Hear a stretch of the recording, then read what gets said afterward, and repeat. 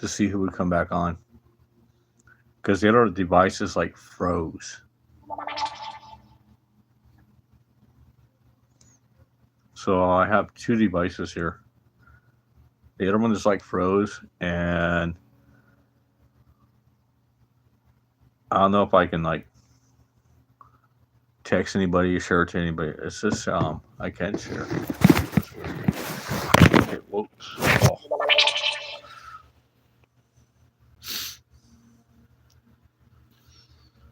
And I can chat right there. It's better. That's way different than my other phone was doing. The other device was the one doing everything. I need to go shave. Or do you guys think I should grab a mustache and a beard? Just beard it out, mustache right here, and keep a nice trim. Could do that. No watchers. Copy link. How would I share that actually?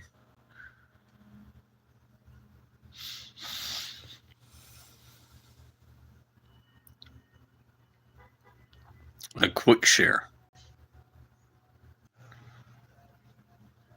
You're live. I'm live. I'm live.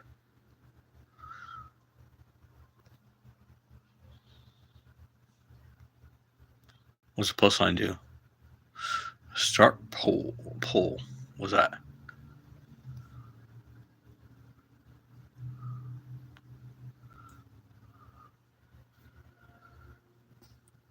Yo.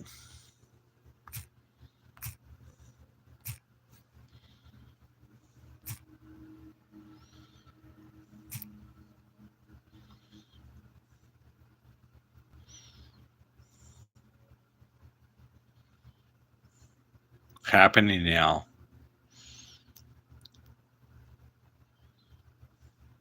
There was like a lot of people now there. Nobody's.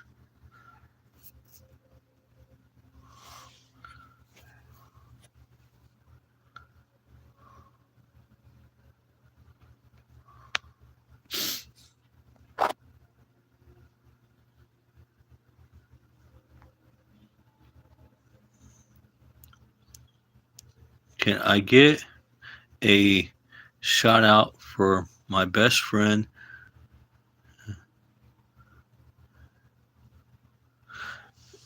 Happy birthday. Shout outs to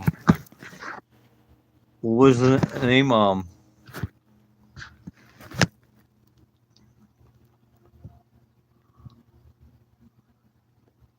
Dex. No, shout outs, happy birthday. Damn, what's a heavy. Okay, now we're getting someplace. Okay, all you guys can come back in. So the other device froze. Frozen man. Frozen man. Happy birthday. Should we all sing a song? Happy birthday to you. Happy birthday. Does that work out?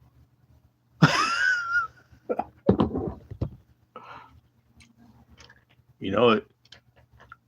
It's back in there.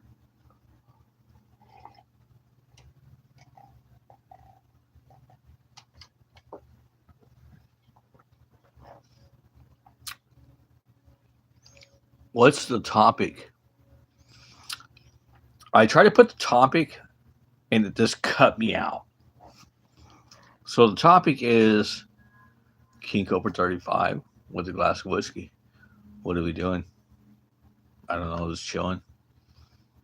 Playing some music. Trying to find out what's going on with you guys over here on this live thing. This video chatting, suits up. Happy now. What's happening now? What is happening? What is happening?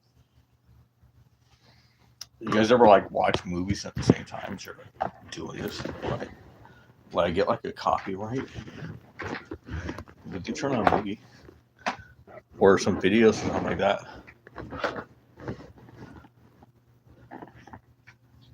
But I would have to get you guys in the right spot. See here.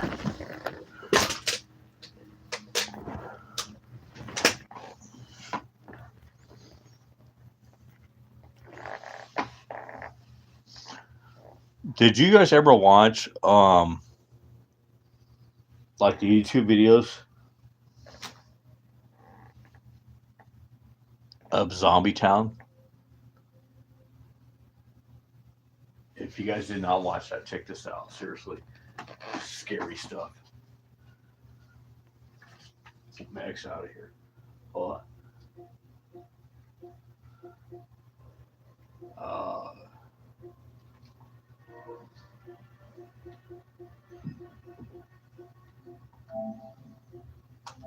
Drums on PlayStation.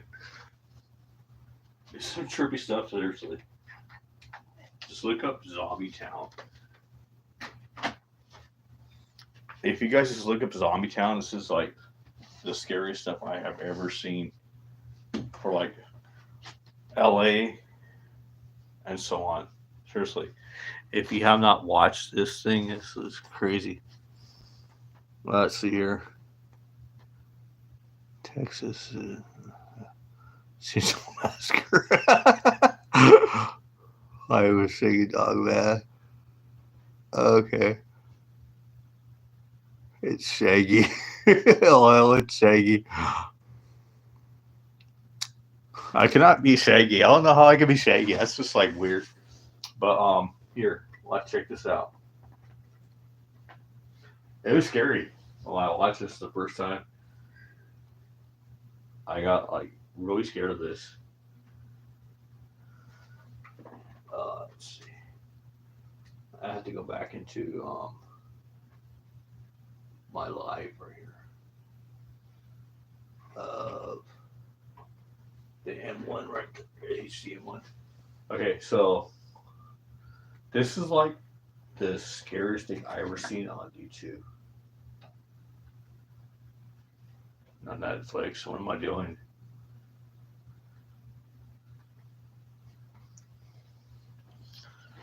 You guys want to see something really, really trippy? I'm serious. Drugs are helpful and people. Yes. Who Vaughn Alter Jazz versus Lakers game? Lakers game. Come on. What do you guys think? Was it? I don't know. But I was trying to show you guys this right here. Actually, this is about the most scariest thing I've watched on YouTube. Just look up right here on a search Zombie Town. Zombie.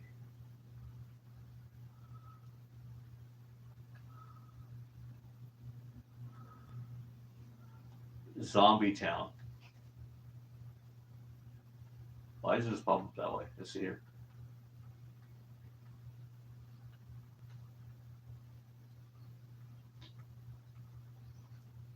Clear.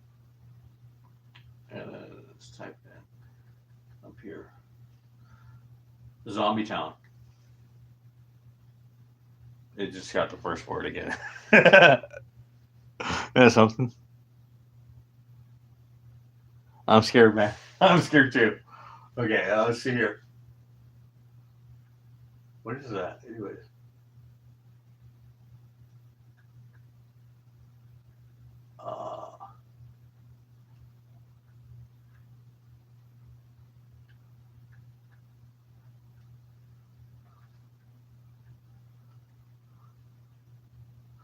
Oh wait, I get it now. Okay, let's see here.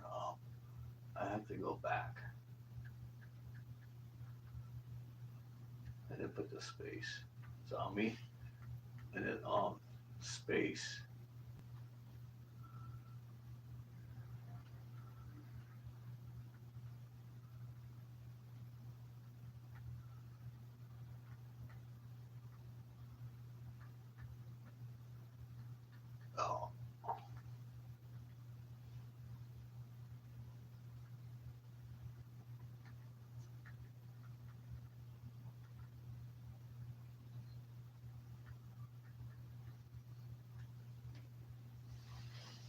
Okay.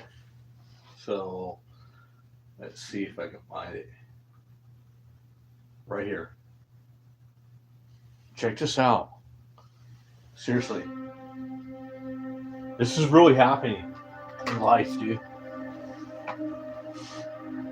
Hi everyone. In this video, we will discuss the dark side of the United States. The specifics discussed Dark are side of the the United Philadelphia States, area. bro. Philadelphia. Formerly known as Philadelphia. the birthplace of the United States of America, a place where the founders of the nation met, discussed, debated to form a new nation. In the past, And Philadelphia was now the capital here's of the the United thing. States and made I do these major bicycle economic rides every contribution day, to progress for America. and I But see unfortunately, the most of exact same Philadelphia looks stuff run down. out Lots of here in homeless Orange people County, and drug California. addicts there, especially the Kensington Avenue area. People, Kensington area is like a free people place like for in drug Kensington. addicts. The streets Seriously, there are often met by drug addicts, both day drug and night. addicts and everything. Crazy stuff, man. Seriously. Under the influence of drugs, these addicts are like suck-out people. Their unusual behavior is like zombies. Some people call this area a zombie city or zombie land. They are seen sitting Zombie naked city, or walking zombie unsteadily. land. The atmosphere in this area looks really terrible. To overcome the problem of drug addiction, What do you guys think about that? 2 watchers or no?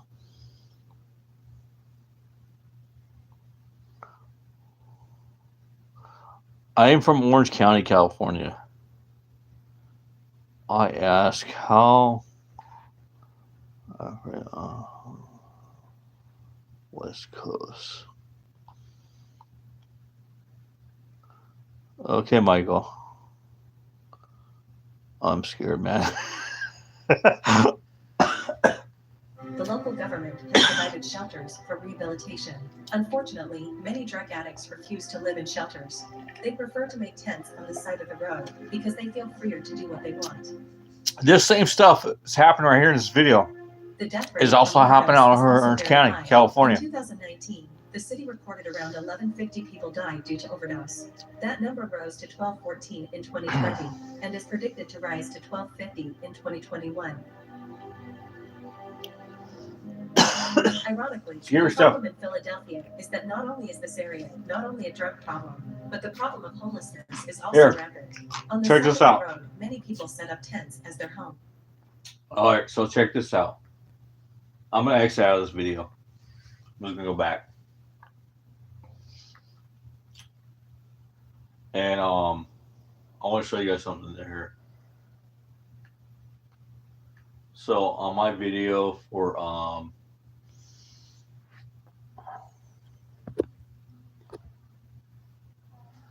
just my regular home video of my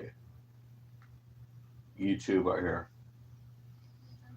I had made this short not too long ago. How do I do this? Let's see here. How do I go this to my home?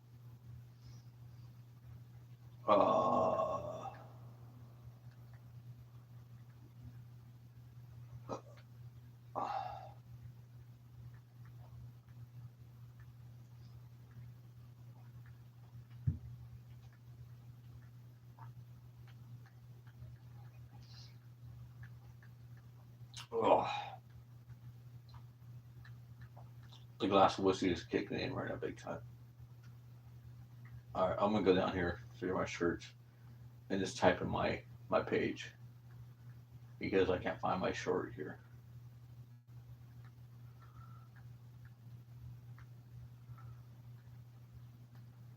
There we go.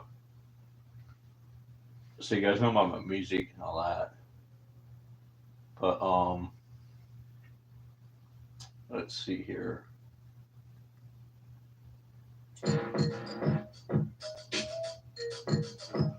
You guys like my funky beats?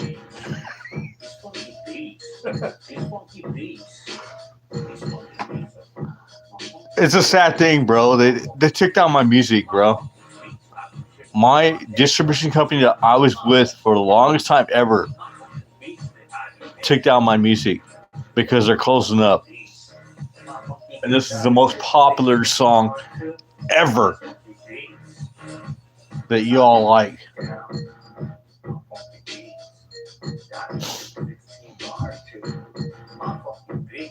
Yeah, I know. I know. But that's not the short I was trying to talk about. Okay, so I made this short not too long ago. And let's see if I just go back out. It's just what's happened here?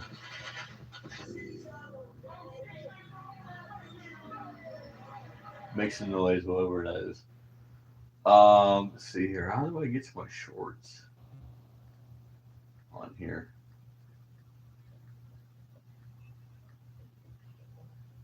Okay, so shorts right here. That's a short I made. E-bicycle ride on Beach Boulevard. Of the lady dancing. No. What's going on here? No. Where's that other short at? I'm looking for. This short got crazy views, bro.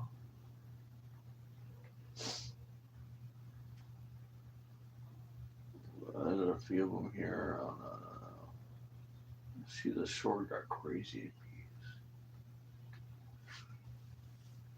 Let's see here. How do I do that? No.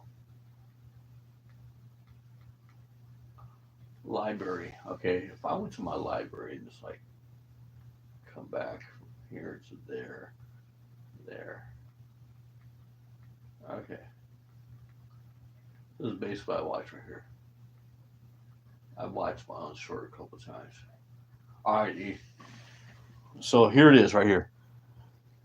The craziest short I have ever made doing the e-bike adventures. This e-bike adventure was on, I believe, a Saturday or could be a Sunday.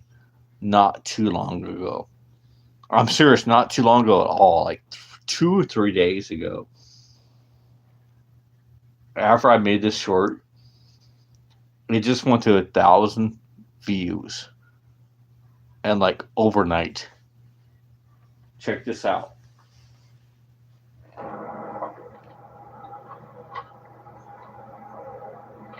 Did you find anybody? You almost got burned, man. You're almost on fire, man. The guy was on fire, dude. Oh, you okay? He was on fire. All right. Seriously, I rolled up in his dude, and he had a cigarette burning like right here on his chest. He literally had a cigarette in his hand, this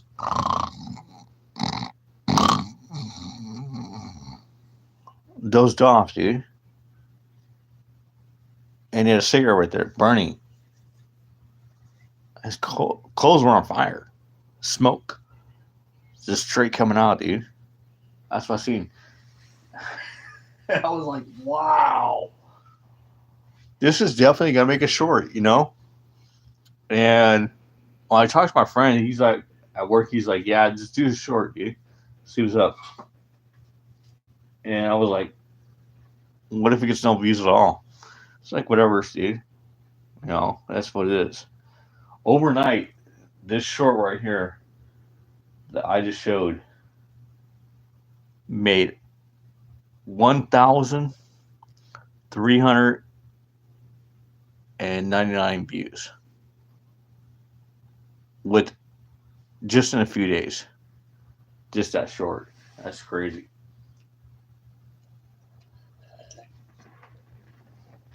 But this is the concept I'm trying to get to. I just barely do like this stuff right here. Me, I'm just riding around, just like my buddy over here, John Hicks. You guys should watch him. John Hicks, my buddy right there. I watch him all the time. He's out in LA on Big Rose Street and everything. And all these crazy videos I watch. What do you guys think about this dude over here? Tom McDonald.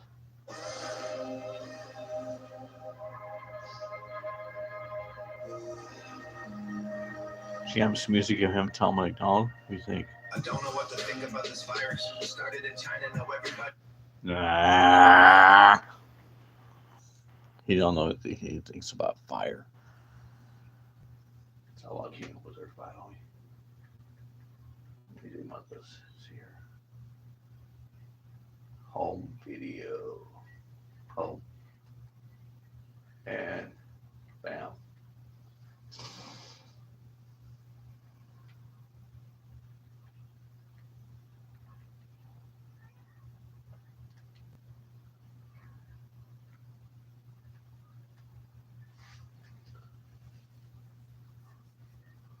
So I got 2 people on.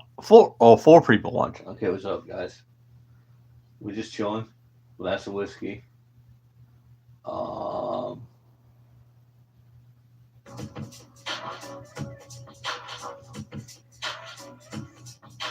remember back in the days when I smoked a lot of bud in the backyard with my cousin Jonathan, eating with Pops and the homies. I had one homie by the name of Derek. He said, hey, have you ever tried some bud with a little white hay on top of it? I said, no. Okay, I'm gonna stop right there because now in this video right here or song that you're hearing, the homie Derek introduced the gas mask to me at the age of like 15. I had no idea what he was talking about. White haze, a gas mask, and marijuana at the same time. And this is way before I found God in my life. And way before I even stopped all this junk I've been doing. He put that mask on my face and told me to inhale all the smoke. I couldn't even breathe. Crazy. That's why I made this song, White Haze. Because Derek was, I don't even know if Derek's still around. I haven't seen that guy in like ages. But Derek was the one that introduced White Haze to me. That's crazy. Man, what kind of weed is that? We smoking now. He said, man, this is the stuff I'm going to introduce you to. This is what I call the white haze. You can take and crush it with your hand and then take and lick the flakes on the top of your lip or inside your mouth and get the natural high that way without even having to smoke the joint. Now see, the white haze can take you on a trip if you never been on before. Derek would tell me that all the time. He said, meet me at the park by dawn in the morning, and I'll get you a hit of the white haze. I smoked up the white haze with the homie Derek in the park at about noon. Alright, so I'm stopping right there. I'm going to go back into it. And, I'm always pushing Netflix. You guys like Netflix? In the afternoon, and I hit.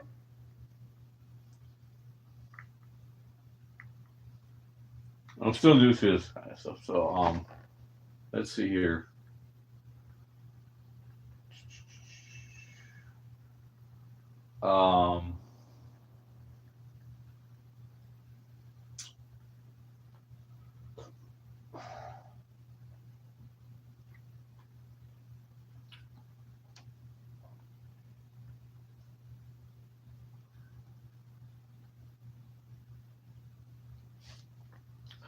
This was the video. Check them out. Yeah, like a cigarette burning. Or something like that.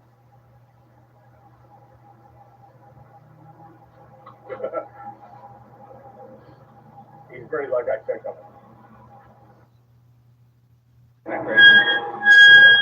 Check him out. Like a cigarette burning. Hey, buddy, you got your cigarette burner, something like that. What is that in the ground? Wait, go back, dude. What is that in the ground? What is this right here on the ground? The regular job, yo. And some of you don't know what I do for the regular job, yo. Well, that's property protection for you. He's laying there I protect property. across the way. I just do property, protection. So what is this fucking on the ground? And workers over here, this guy is taking a nap already. He's still like, dude. Take a nap already. What talk about? Early in the morning, dude. It's early in the morning, dude. Check him out. Okay, so Hey, buddy, what is that? What is this? What is this? What is this thing? I'm wondering what that is right now. I'm just like wondering what that is. Does anybody have any clue what that is? Your cigarette burner, something like that. Cigarette burn, something like that. 6 likes. Nobody's watching now. Nobody's watching now. Okay, cool.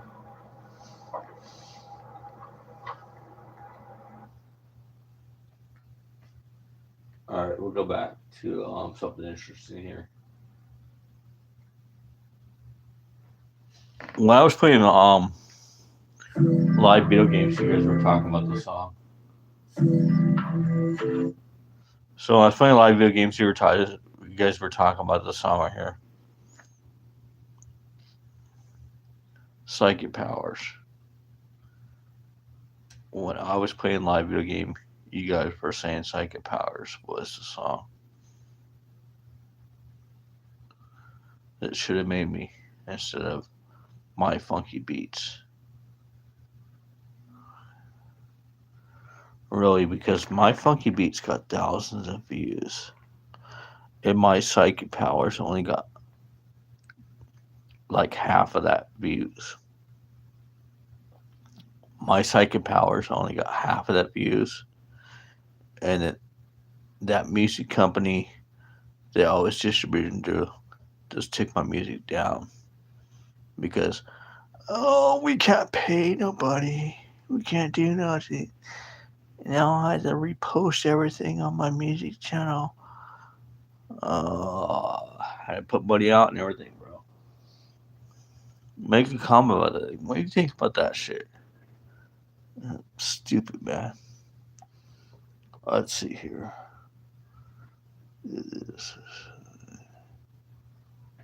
What? I don't get that. What are you talking about? Let's see here.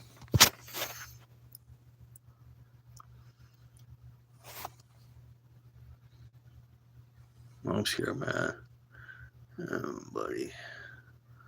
Where are you from, Al? I see where was close.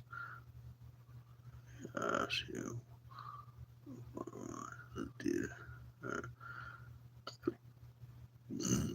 I'll see. How can I afford to live in Cali? Okay. I'm going to tell you something about living in Cali and how I can afford it living in Cali. Okay. So at a young age, I was homeless. And I was about 18 years old. And I had no jobs at all, hardly. I was going in and out of jobs like crazy. In and out, in and out, in and out, and out. And I found this security job from Ally Universal Security, which is nationwide now. And that's pretty much how I'm affording it. But another way I'm affording it, excuse me about putting the hand right away, is through a company, American Family Housing. So that's how I can afford it. There's a company out here called American Family Housing that helps people from homeless to affordable housing and so on. Basically, get a job and keep it and keep on going. That's how you can afford it out here in seriously California. And the cheapest living out here in California is to find like housing. If you can't find housing out here, then you're basically stuck with a lot of money on your hands to pay out for a lot of stuff. And me, I've been in Orange County, California all my life. Since the day I was born, you know. And me having to live in Anaheim and other cities around here, and then traveled to find out what was cheaper, what was better. I am 50 years old now and found nothing cheaper than here in California. What I found now. So if you want to live in California, you gotta look at some housing programs. Housing programs are the deal for California people. If you're out of state, you might find some cheaper deals, but you're not gonna get paid that much. Seriously, you're not gonna get paid that much.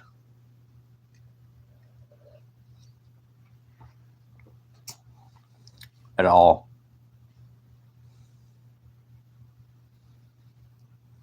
I got 0 watchers from 9 to 0. This is a better device, guys. Come on. The other device blew up on me. This froze. Frozen. No. Because I looked at for some reason, somebody said that this song was better than My Funky Beats. Why is this song better than My Funky Beats? Listen to it, tell me.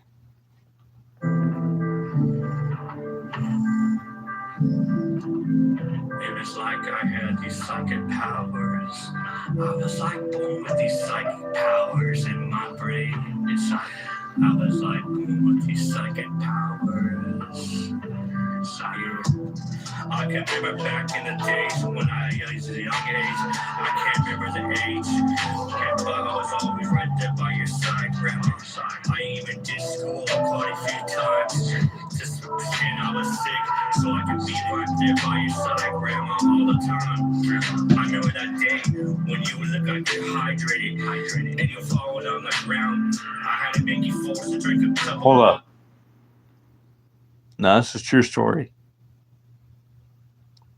Now I can see why. Maybe this song might be better than Funky Beats. Because this tells true reality through every single beat, through every single lyric. True reality that I went through in my mind to try to save my grandma's life and so on here and there. That's the only thing I can think about the song. It's true reality. True reality compared to My Funky Beats. My Funky Beats would make thousands of views, but Home Depot. What? Oh, hold on. I could not see that text. Someone's texting me from my job. Okay, Home Depot. Fix the bike chain.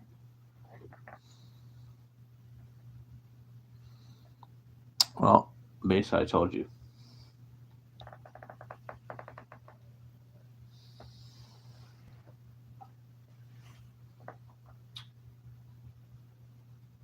Five years ago, this song's still hitting. The other one too.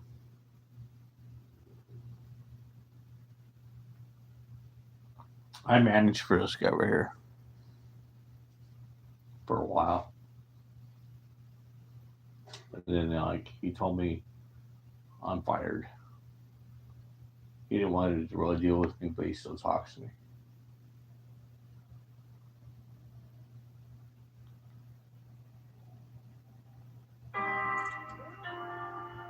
we go. Styro, Hey, you. I love your jazz, bro. You over there. I don't know what's up.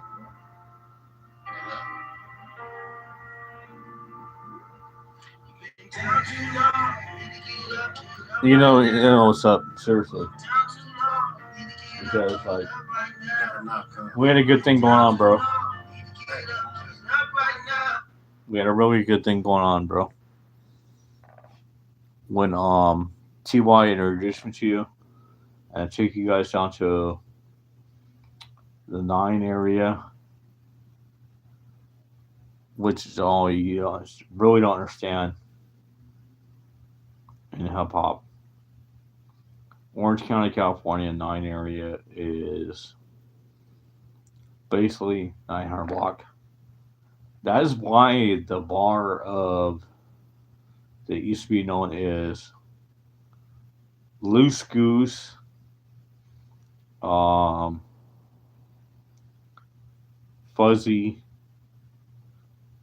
and then what was after that? It was called Loose Goose, the Fuzzy. Then it became 900 Cocktail. Now here's the thing. 900 is the block that I grew up on. That's why it's 900 block. Seriously. Right there's the start of it. Just the whole start of me growing up in Anaheim was 900 block. 900 Cocktail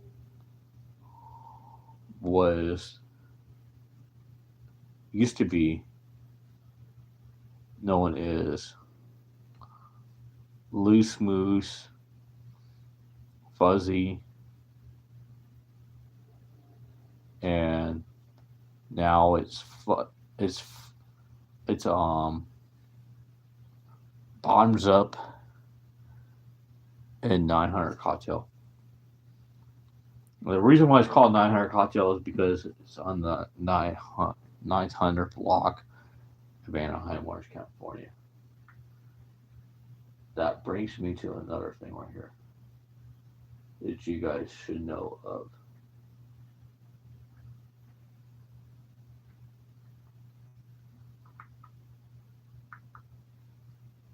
Right here. The 900 block. Actual song.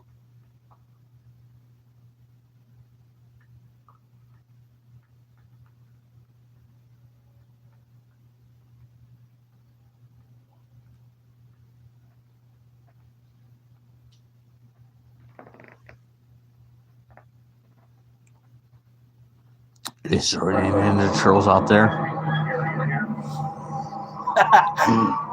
I don't want to stop at that because it's so funny.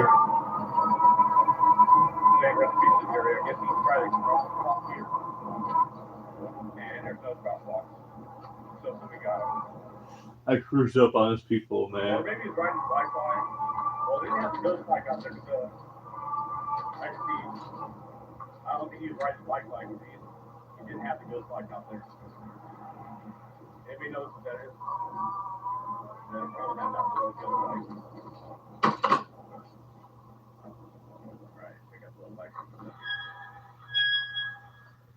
No, hold on. This bike right here on the end, is that a real GT? Because I know about bikes. And this bike says a sticker of GT.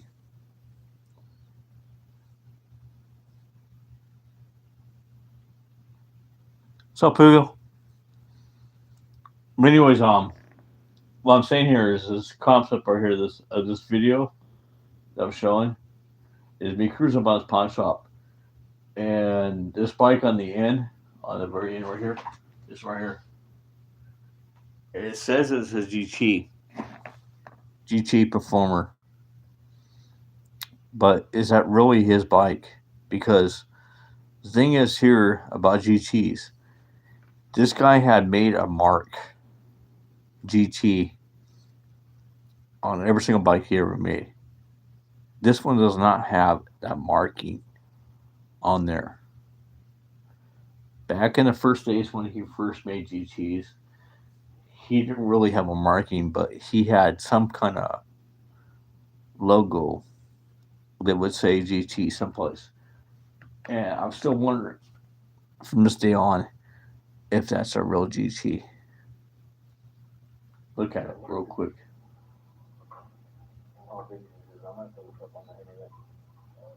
I'm gonna have to look up on the internet and see if that's a real GT.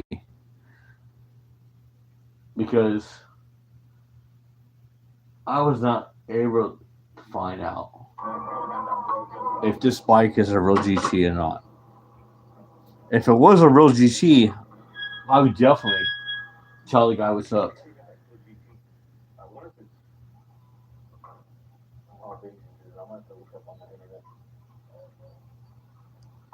If that bike was a real GT and it had all those GT stickers on it, it might just be the old school GT.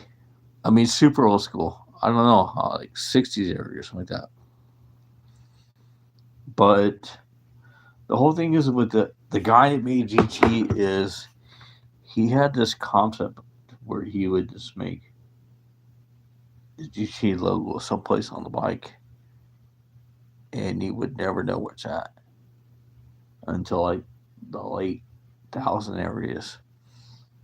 He had this bar that would come out like this right here on the sides, and it said GT here, and it said GT here on both sides of the bar.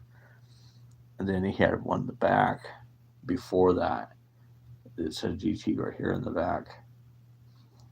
But way before that even model, the GT was kind of hidden everywhere on the bicycles.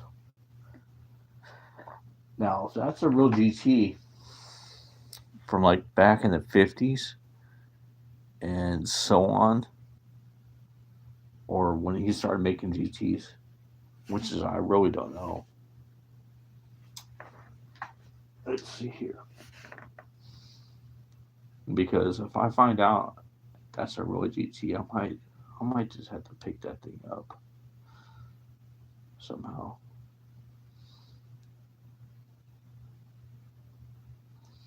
Because there's a thing about GT bikes that I've always liked for years. Let's see here.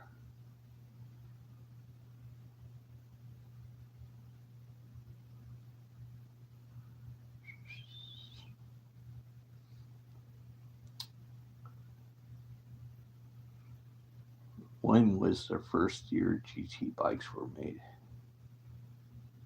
1972, Santa Ana, California. Okay, this guy came from Santa Ana, California in 1972. I was born in 74. I found out about GT bikes in late 90s, 80s, actually 80s, I can say, is when I found out about GT bikes. Okay, okay, so was there ever a bicycle made by GTA without a logo of GTA? MGT. I want to say GTA 4. GT. Let's go back here. There we go.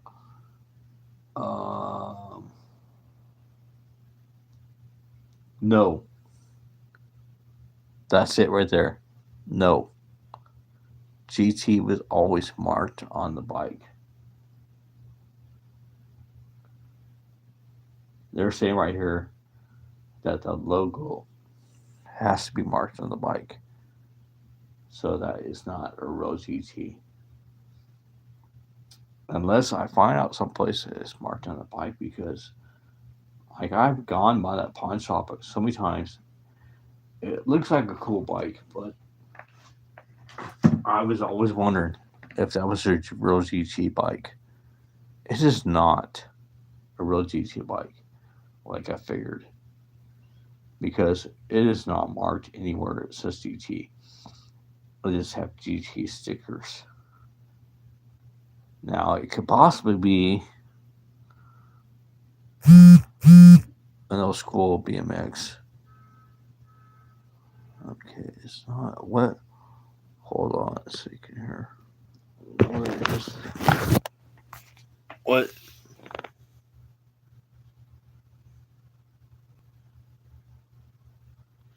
Where's the haze at? I can tell you where the haze is at, bro, but I'm not really into that anymore, bro. Seriously, I'm not really into the haze no more. I found something different than the haze, bro. It's the guys above us. I don't really think of haze no more. What's the haze at? Where's the haze at? That's be like a long concept, bro. Seriously. Back in those days, the haze used to be there, bro. And the white haze was the stuff, man. Seriously. Even just go back to that song and just like listen to that. That's a pretty old school. That old school, that GT is not even old school. That GT is fake. That's a fake GT, man. Let's see here. When I cruised up with this guy right here, that was fucking mad.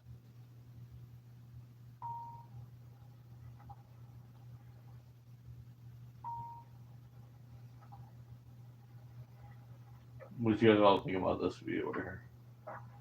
Starting from here for the back alley. And going forward and see where I'm at. Where's it?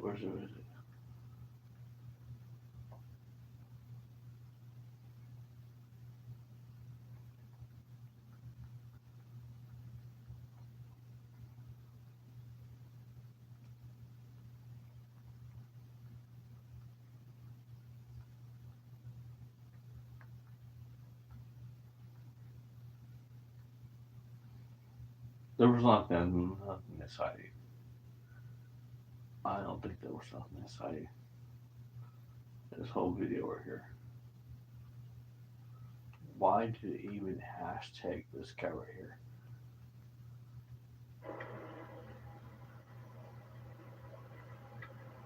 They put him as a thumbnail.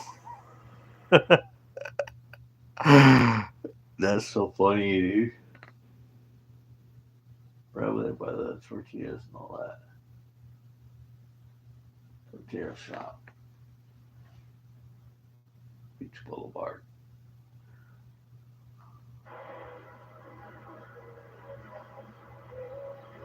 Bags with more bags.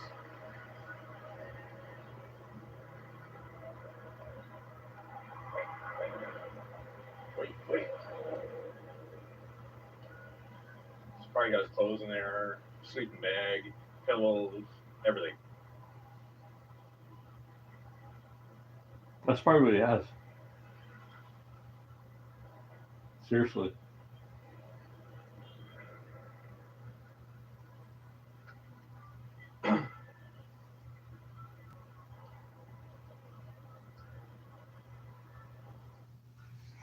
You guys have watched the e-bike adventure, so let me know. Cruising down Bolsa or Beach. No one's told me yet what was better. Cruising down Bolsa or Beach. Play the ball. Just chilling. Bolsa or Beach. Bolsa or Beach.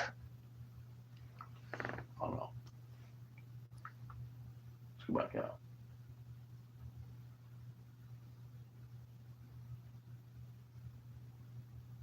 What is this guy over here? If they would have had to go to like weather. If they would have had to go to like weather. So, he could have been on the team for doing that. But I really needed to Milwaukee. And maybe got hit by a car. And it could have happened like if he did back not too long. Because I took a streak on last week, all week. And I didn't see that at all.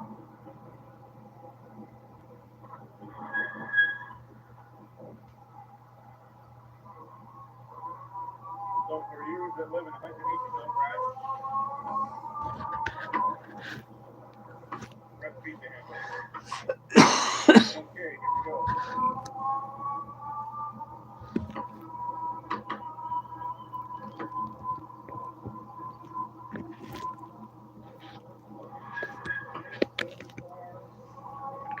I guess somebody's got to see him on Amazon, so she paid for him.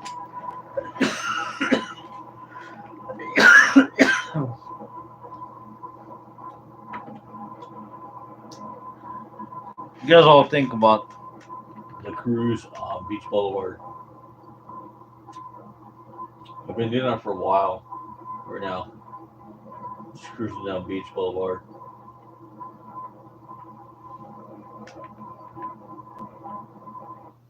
Beach is cool. Warning, scary.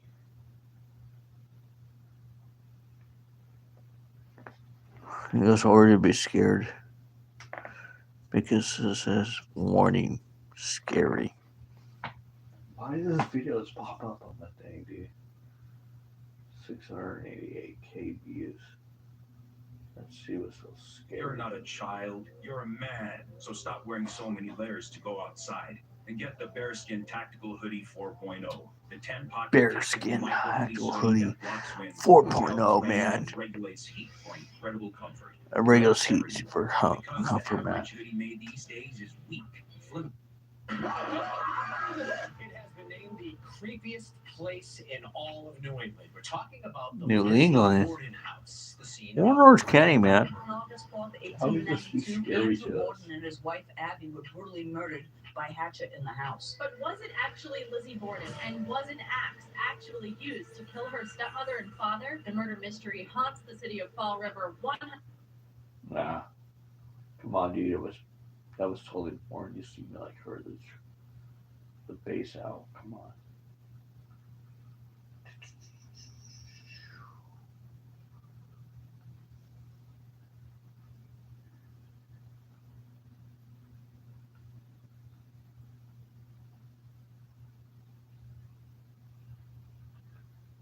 $85 views, huh? The hell? 42. Please. We're gonna go to this chill right here.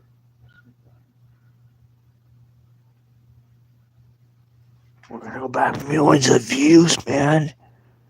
Where's like millions of views?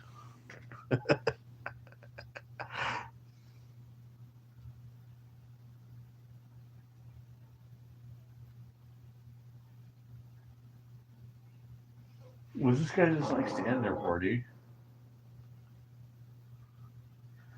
Kind of looked like he was videotaping something. Like that.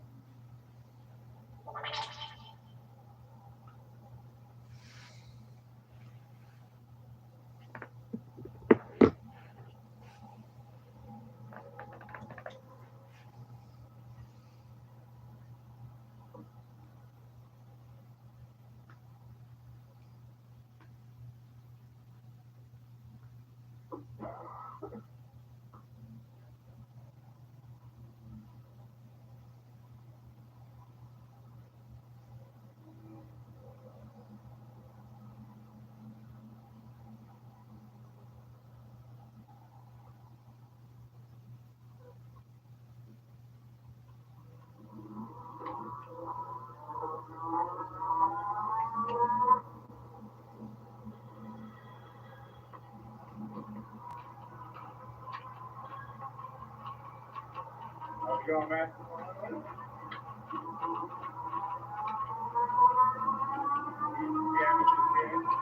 Wait for what?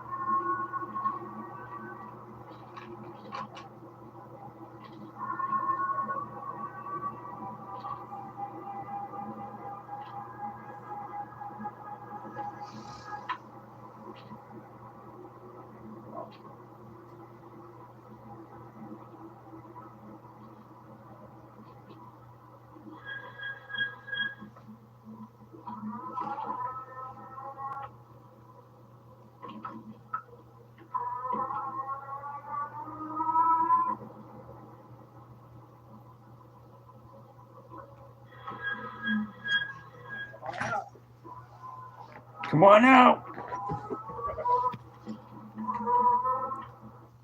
But I was thinking there was one, the guy almost like ran me over, dude. Come on out. Seriously, almost ran me over.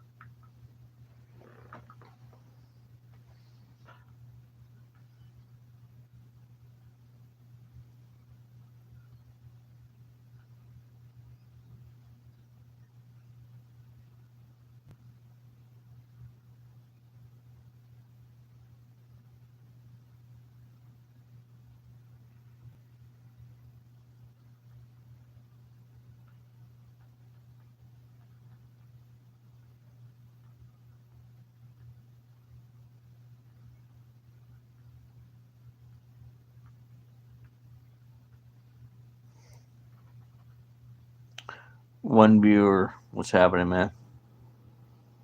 Who is this one viewer? That was pretty trippy. That was a pretty trippy day right there.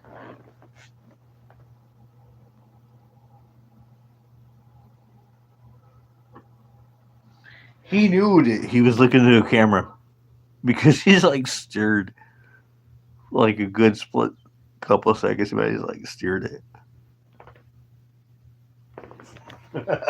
Watch him. Go back.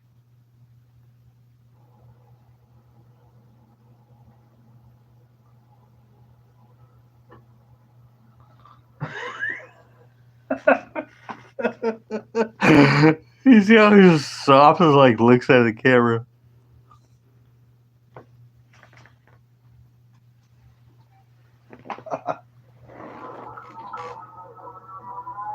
On the 17th day of me recording through.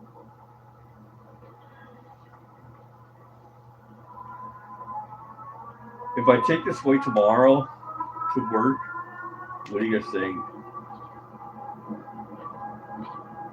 Whoever's watching, if I take this way tomorrow, to see if there's any changes like that, what do you guys think? This is Edinger. Edinger and Moss Square Park View. That day right there.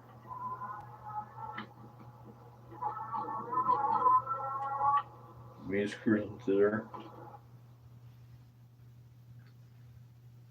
That bike was trippy right there, bro. This bike right here was so sick when I rode by him. That bike he had was sick as could be. He like stopped and the seat just like went like that.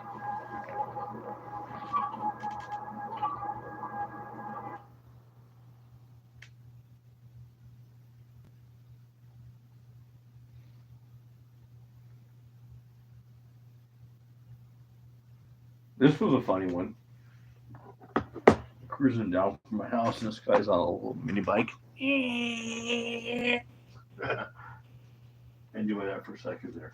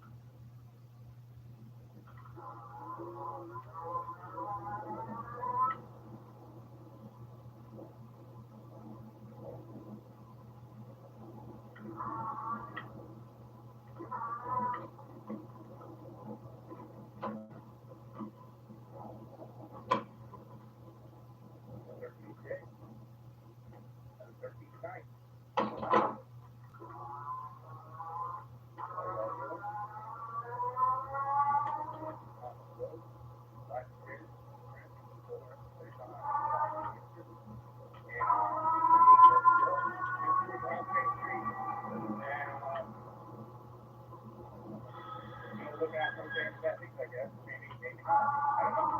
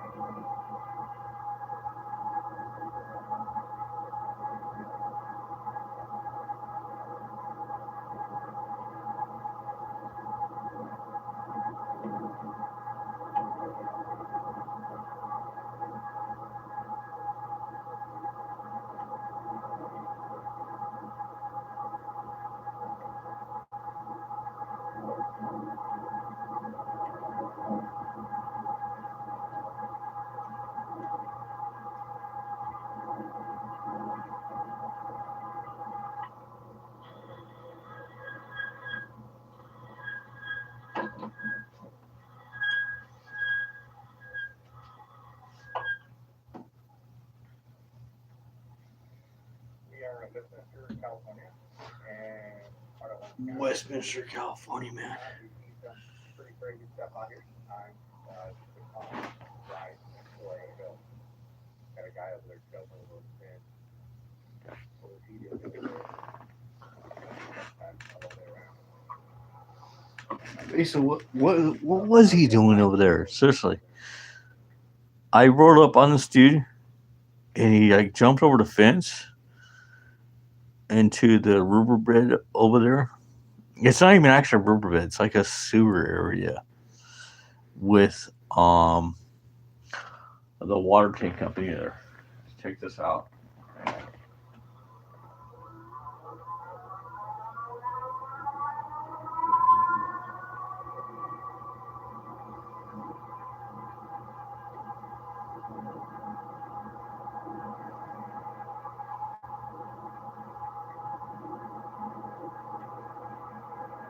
Yeah, we see that where a lot of them are sleeping nowadays, right there inside that gutter. Seriously, in that gutter is like 20 people. 20 that sleep under the gutter. That gutter right there and down there. I've gone underneath there when I was a kid. And back then, there was like 20 people sleeping underneath there. Nowadays, there's probably like the same, or maybe even more. Right next to the cemetery of Westminster. What is this? What are you?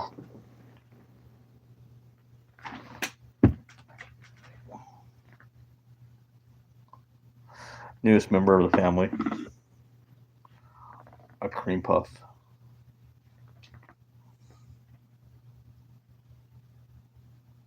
You don't think he's cool? Or not?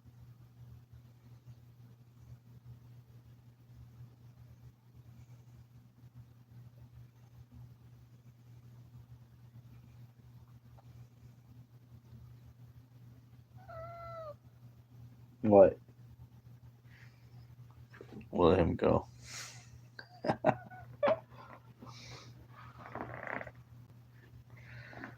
You want somebody?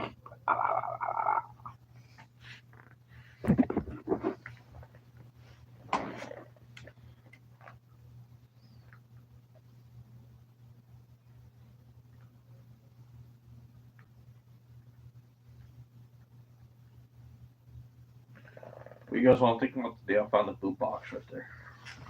I found the boom box right there. What you guys want to think about that day? Shoot up. There's a boom box right there. Shoot up. Oh wait, that's not that one. It's this one here. So that's one thing I do plan on doing with my videos. All that grabbing a box. Wait, it's not that video. That was like towards the end of it.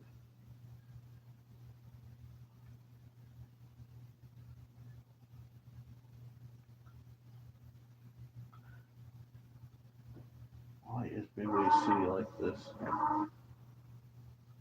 That was a good question. Why was Midway City like that? It is messed up, bro.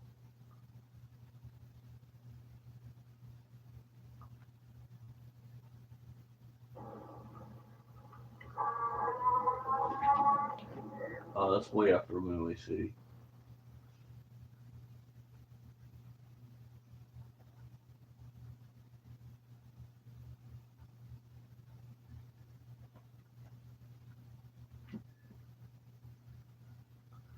Anyways, just chilling with a glass of whiskey.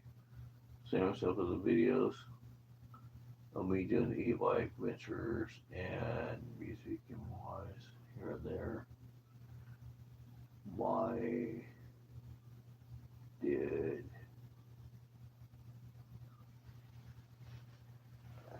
oh, it's a 4K.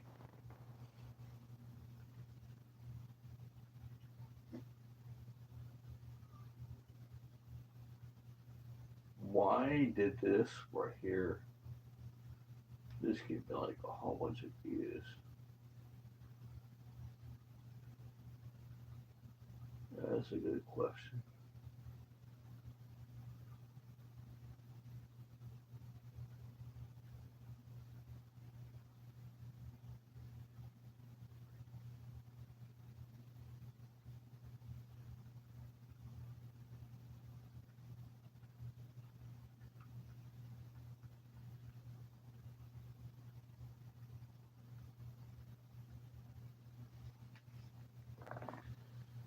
Let's cruise down here, man. See what we're doing today. Just cruising, moving, more K videos for that.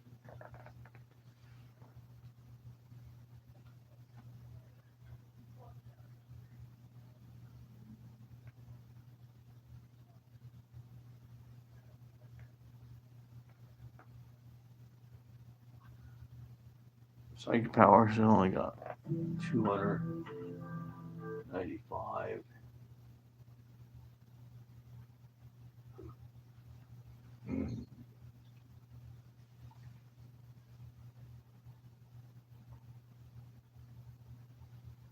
Where's the haze at, man? Where's the haze? My shine. The dip.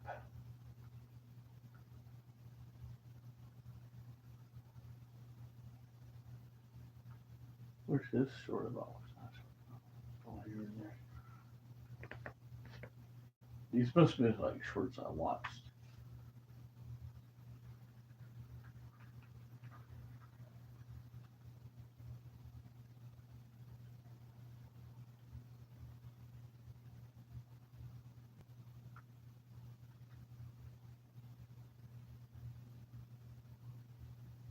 What's up with this?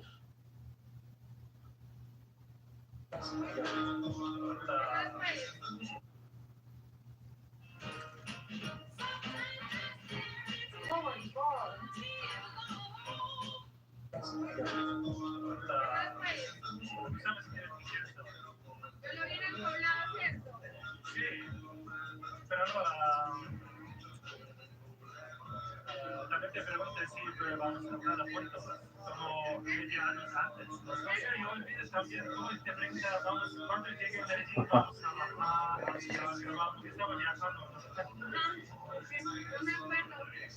Bueno, quiero una primera. What is this? This is good shit. Good shippy. A special operation in El Salvador, Central America. A show of strength staged and filmed by the government. CICOT, the terrorist containment center, has installed a high security system. 500 soldiers, heavily armed, are preparing to greet an unusual convoy of 2,000 ultra-dangerous prisoners.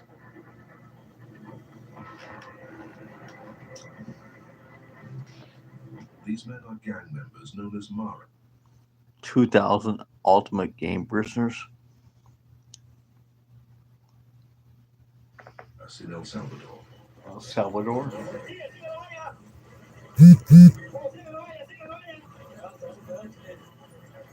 Murder, sexual assault, racketeering, these crime groups have wreaked havoc in the country for over 20 years.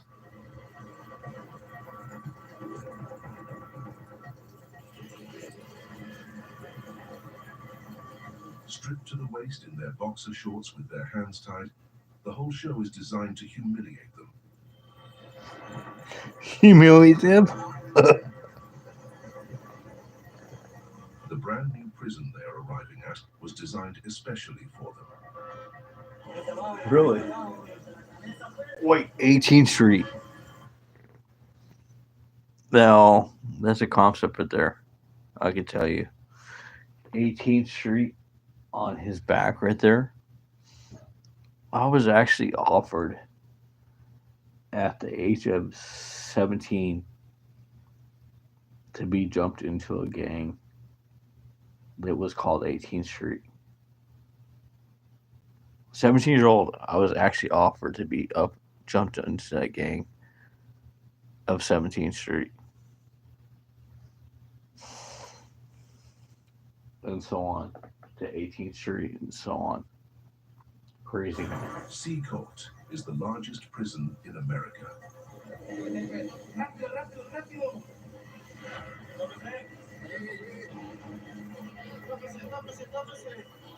You got a tattoo right in his first chest, man.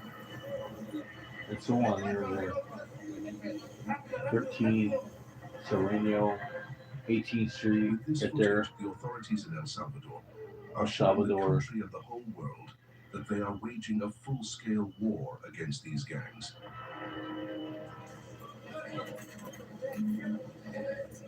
Crazy.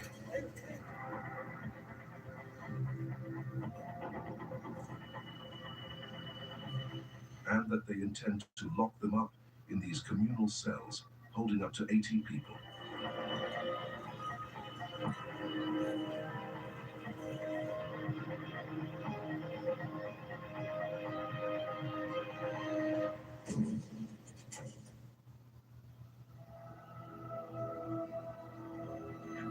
From now on, they will live crammed together, without ever receiving a single visitor.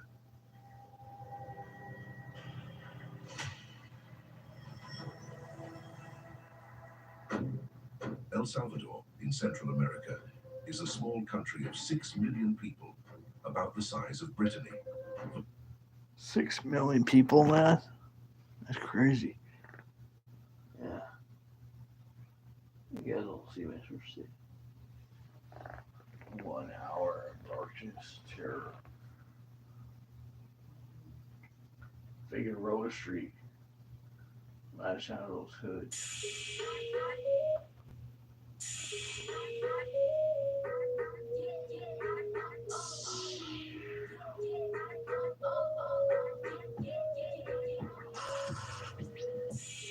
Give that a video for a while. What's up, guys? Let me know what's up. Make some comments, dude. Figueroa.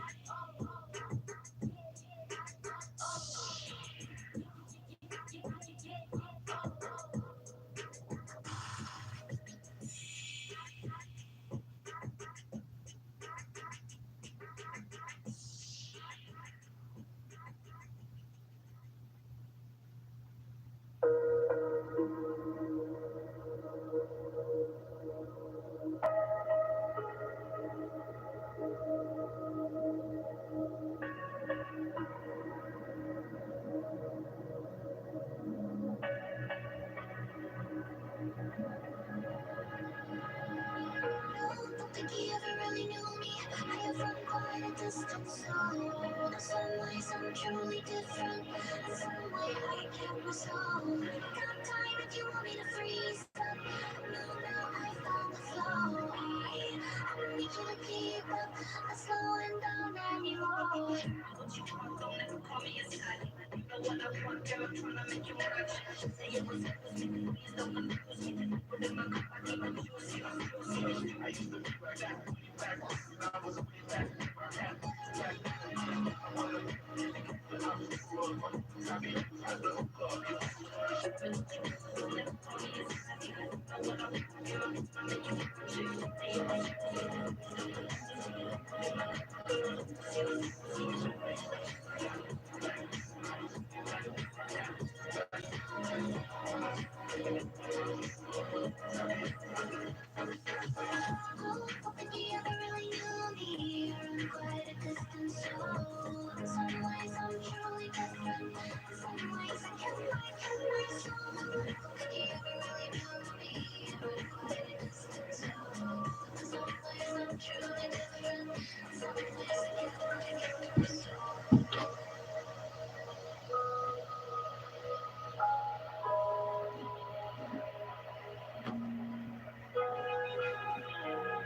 What do you guys think? This is Figueroa.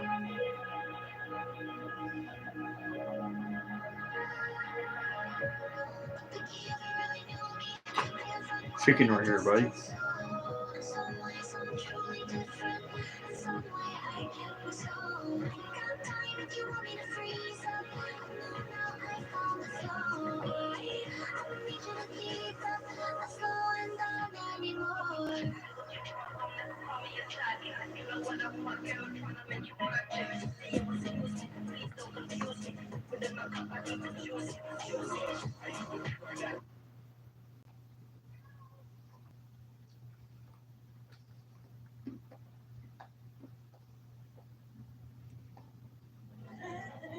Call me selling mushrooms.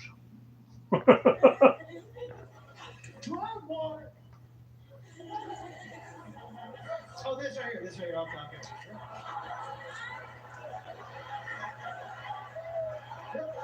I knew I left it up here somewhere.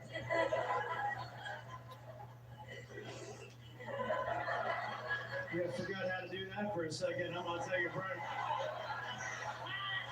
I'm drinking out of the water bottle.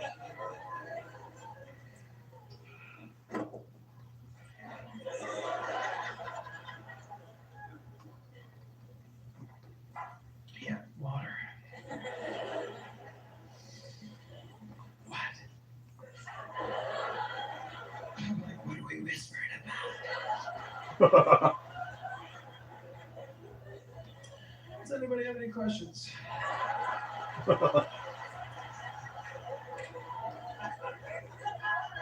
Where's the guitar? Oh, it's in back. I did. So on mushroom shows, I don't bring the guitar out because I'm never sure if I can play it or not. But I feel pretty good tonight, so I'll play a couple of those. I do feel pretty toasty though. Some of the videos I just stumble upon, bro. Watching YouTube. Those videos ain't chilly here, bro. That sounds like someone getting fingered at a Foo Fighters show. Chilly. Oh, that was tasty.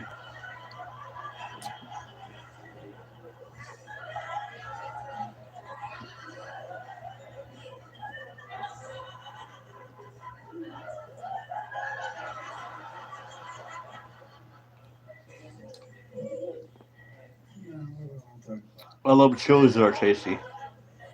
Okay. Not hot. Yeah. Oh shit. Okay. Will you tell the story of your first ever live show? Your first Yes. Sure.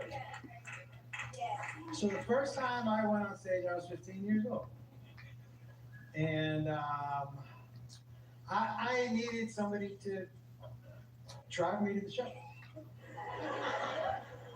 So my parents drove me. They were so proud. You know, my mom had one of those, not just one, but like probably 30 of those zoop zoop click. The old timey like camera zoop zoop click, right? And every 2 seconds I just hear zoop zoop click. I'm like, okay, we're just driving over, you know. But I get there and I can't ever remember being that nervous about it. I know that because I remember my knees shaking. Yeah, like, and I remember my dad saying, "You don't gotta do this." And I was like, "My name's on the list." I said, "We're here." I mean, just honestly, my whole thing was like, "What's the worst thing I could have? I sign. I'm gonna sign. After that, what's the worst thing? So we gotta fucking do it." So I go up, and I want you to know what I was wearing that night. I was wearing acid wash jeans. He's wearing jeans. They were tucked into some white high top pony sneakers, for those of you who remember ponies. I had a fucking fresh mullet. Yeah, what? And I was wearing a mesh shirt. It was the 80s. And I had a thick fucking silver chain.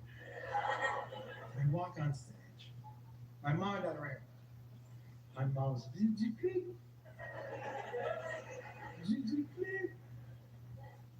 and I said, "Hey everybody, I'm Josh, I'm 15 years old, super nervous to be here. My mom and dad are here. This is the first fucking time I'll be able to fucking swear in front of my cocksucking mom."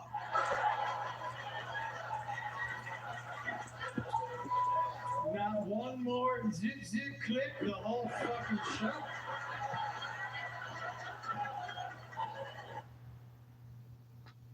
Oh.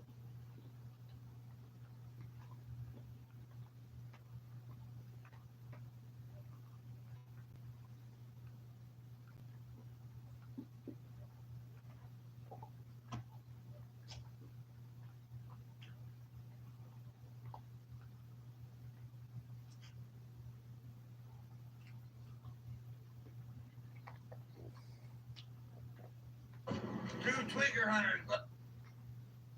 Do you want to see how much money you're eligible for? If you were in a car crash within the last 2 years, that was not your fault.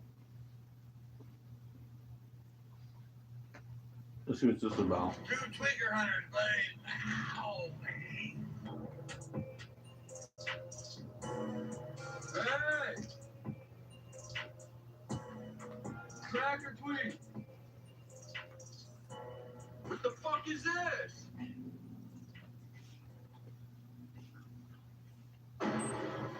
Tweaker hunters.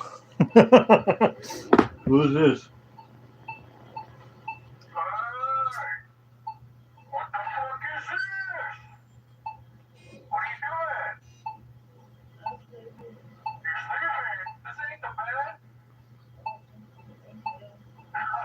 care. Have a great night.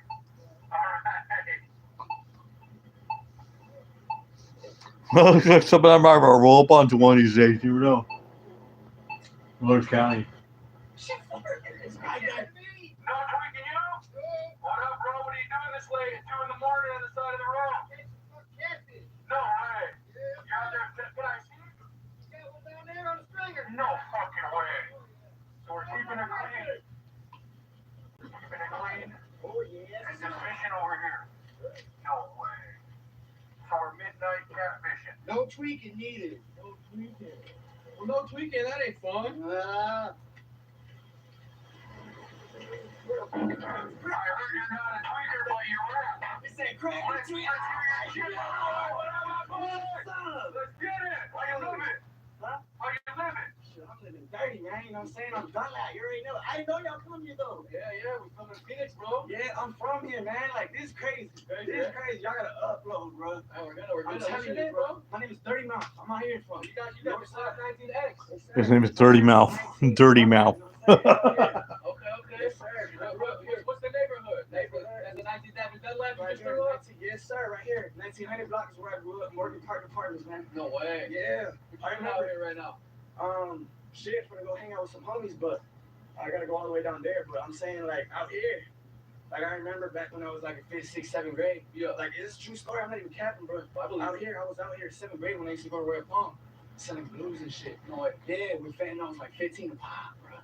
Like, Now it's $1. Yeah. Now it's $1. Yeah. That's crazy, bro. Like, it's that crazy. We'll get you some shirts, bro. What size shirt you wear? Bro, hey, can I get 2, bro? Word, bro. Thank y'all so much, bro. I fucking love y'all, bro. Hey, can I put y'all on with my socials and all that? I follow y'all too. I follow y'all. Hey, you that shit, cameraman. I love y'all. Bro, my boy's not gonna believe this shit, bro. This is crazy. I seen the van. I was like, hey, yo. We're out here doing our thing, man. We're eating good, bro. Shit's so hard, bro. You don't understand how excited I am, bro. This is wild to me. Thank you, G. Thank you. Thank you. Hold on, let me go up too, bro. Thank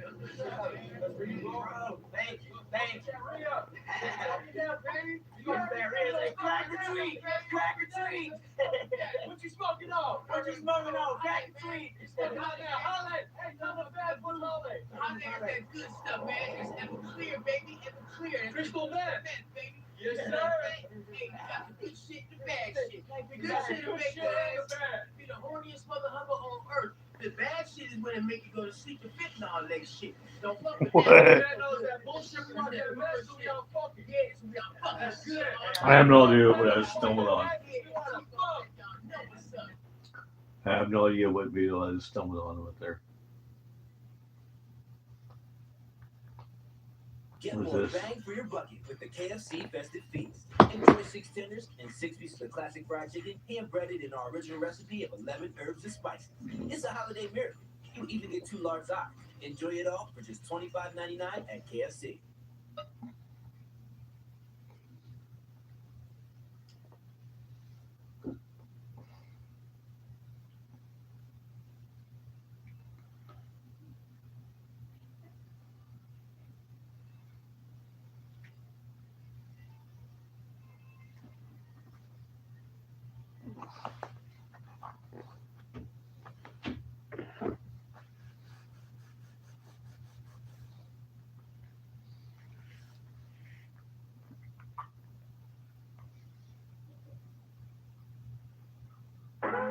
What? Lie to everyone. Risk your life on a daily basis. No glamour, no exploding watch. The CIA sends us out into the world to behave in entirely unhealthy, dangerous ways. Whatever it takes. Make it impossible. It's the agency. Everything is personal.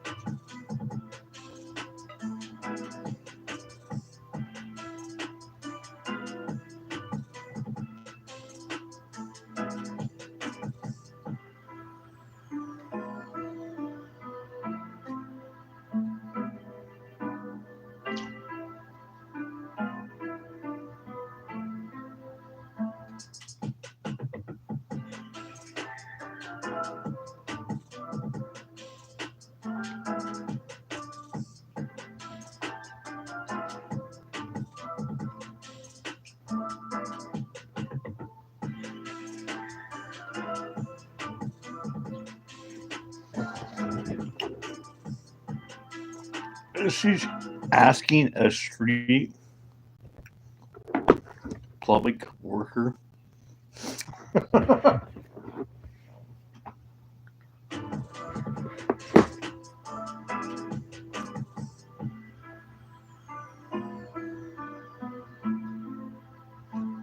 Yo, Mr. Street Public Worker, what's up?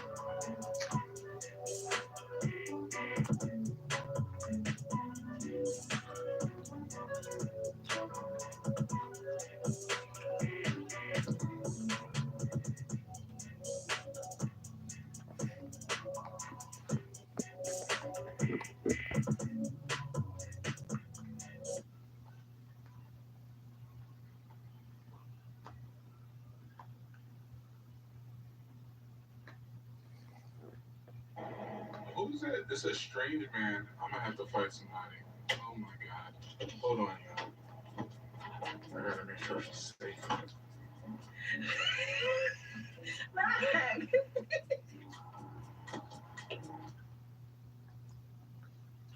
Just randomly, whatever I watch. Suggestions.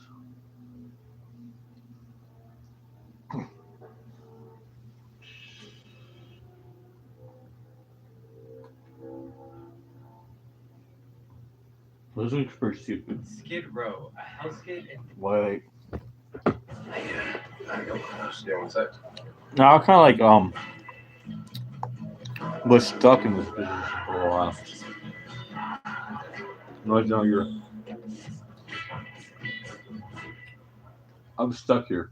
Skid Row, a hellscape in downtown Los Angeles. The deadly police shooting in LA Skid Row. Where more than 5,000 homeless people crowd the streets, tents line the sidewalks, addiction and mental illness run wild, and crime is at an all-time high. In Skid Row, survival is the only goal. I think I'm in LA my entire life. I've never seen streets that look like this. Today, I want to document the shocking reality in Skid Row, but also shine a light on these people's dignity, because homelessness is not exactly what you think it is.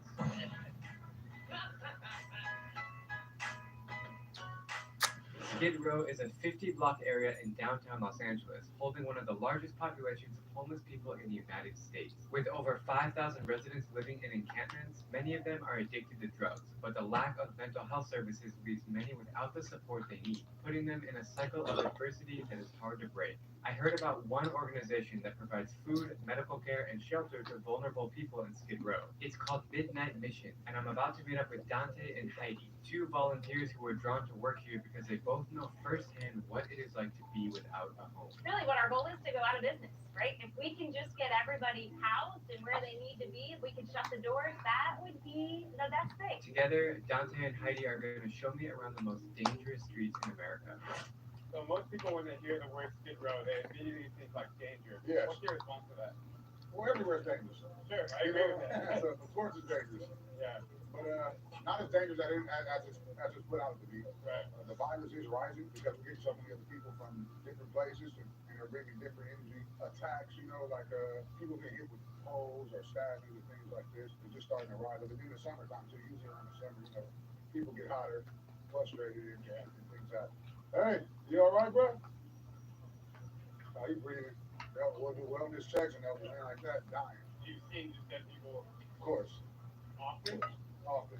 My second year working here, every other week I came to work, someone was OD in a tent somewhere. Or when we go around and do wellness checks in the morning, wake people up, we would have 2 or 3 people died, and then when it got cold, we had a couple people die freezing. Freezing. Yeah, out More here. people die of hypothermia on the streets of Los Angeles. than Hypothermia, man. New York has the right to shelter, so they'll have shelter. But here, Yeah, I guess people don't think about Cold. Each time it's a home for one person, or Sometimes 2 people or a person and their dogs. it's intense here on the sidewalk. Homes for the people. Guess it's a bit more shelter than just a tent. Yeah. If it rains or something. For the rain, they're real resourceful though. You see the tarps? Yeah. That's for the rain. So crazy walking around these streets. Just a lot of simulation everywhere. People coming up to you. I'm literally shocked right now. I don't know what to think. You want to talk to us for a second about your experiences being down here on Skid Row? Yeah. What's your name? Janet, #1 Skid Row dancer. Number 1 Skid Row dancer. She really is. She is the best dancer. Number 1. You're number 2. Really? What is it like to live in Skid Row? That's cool. We get everything down here. We get a blessing every day. So have you always been a dancer, or is it something that you just learned while you? I grew up dancing. Like Michael Jackson, them, I was at home watching them, and I'd be out at home practicing with them. You know, they get down, I'm getting down with them. Hey, What's the best and the worst thing about living here? the best thing? I just love downtown, because I am #1. And what's the worst thing about living here? When they get fighting and stuff, somebody hating on somebody, for what, I don't know. I seen another man take his life like that building like this. He jumped. I was right there by the midnight. He was way at the top. How he got up there in that building, look how it blocked off. That was trying to make it real. I think it's time we should see some of your dance moves. Okay.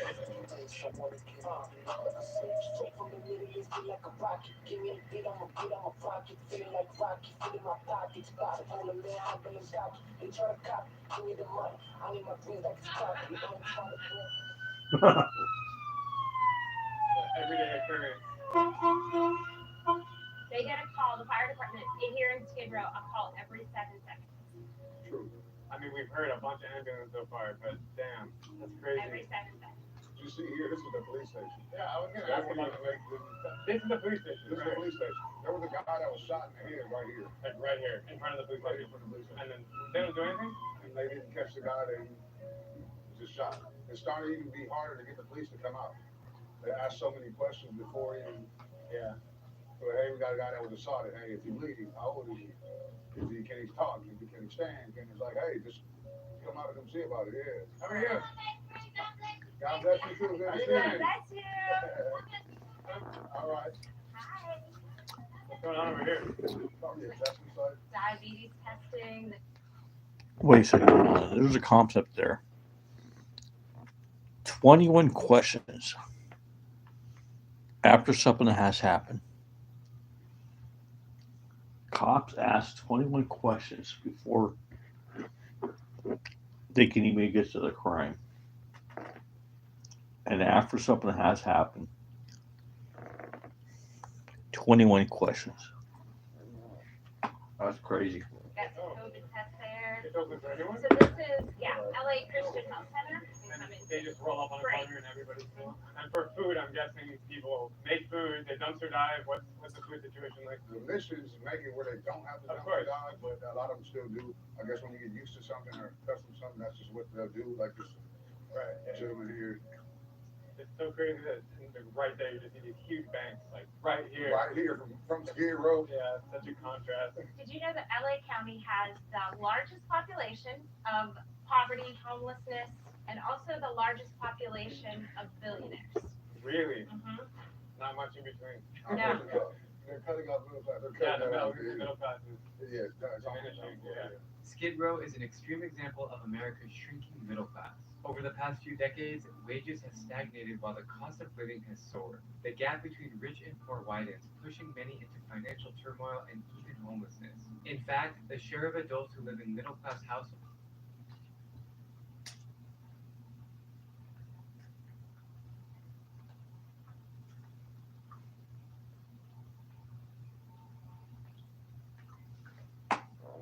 Her head is like practically bigger than her whole body, dude.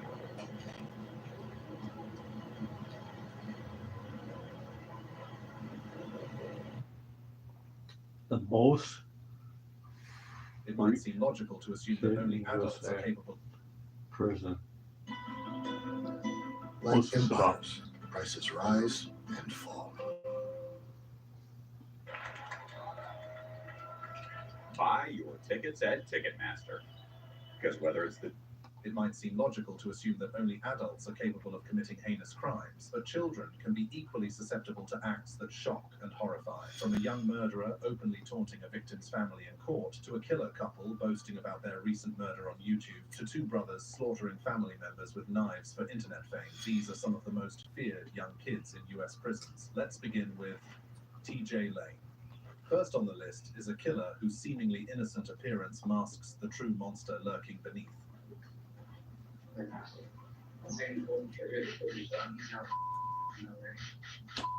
On February 27, 2012, the small town of Chardon, Ohio, was plunged into tragedy when a high school shooting carried out by TJ Lane left the community reeling. Lane, a 17-year-old student at Lake Academy Alternative School, entered the Chardon High School cafeteria that morning wearing a sweatshirt with "Killer" written on it and armed with a .22 caliber handgun. The shooting began just as students gathered before classes started. Without a word, Lane opened fire, aiming directly at a table where a group of students was seated. In a matter of moments, 3 students were fatally wounded: 16-year-olds Daniel Parmenter and Demetrius Hewlin, and 17-year-old Russell King Jr. Additionally, 3 other students were injured, one of whom suffered permanent paralysis. Lane was not a stranger to the students at Chardon High School, as he had attended the school before transferring to the alternative education program. The motive behind his violent actions remained largely unclear, though some reports suggested he felt victimized or ostracized. The response to the shooting was swift. A teacher chased Lane out of the school, and he was later apprehended by authorities near his car parked about a mile away from the scene. Subsequent investigations revealed that Lane had stolen the gun used in the shootings from his uncle. During his trial, Lane's demeanor was notably defiant and disturbing. He appeared in court wearing a t-shirt with the word "Killer" scrawled across it, which he had written himself. He smirked and made obscene gestures to the families of the victims, showing no remorse for his actions. In March 2013, Lane was sentenced to 3 consecutive life sentences without the possibility of parole. However, on September 11,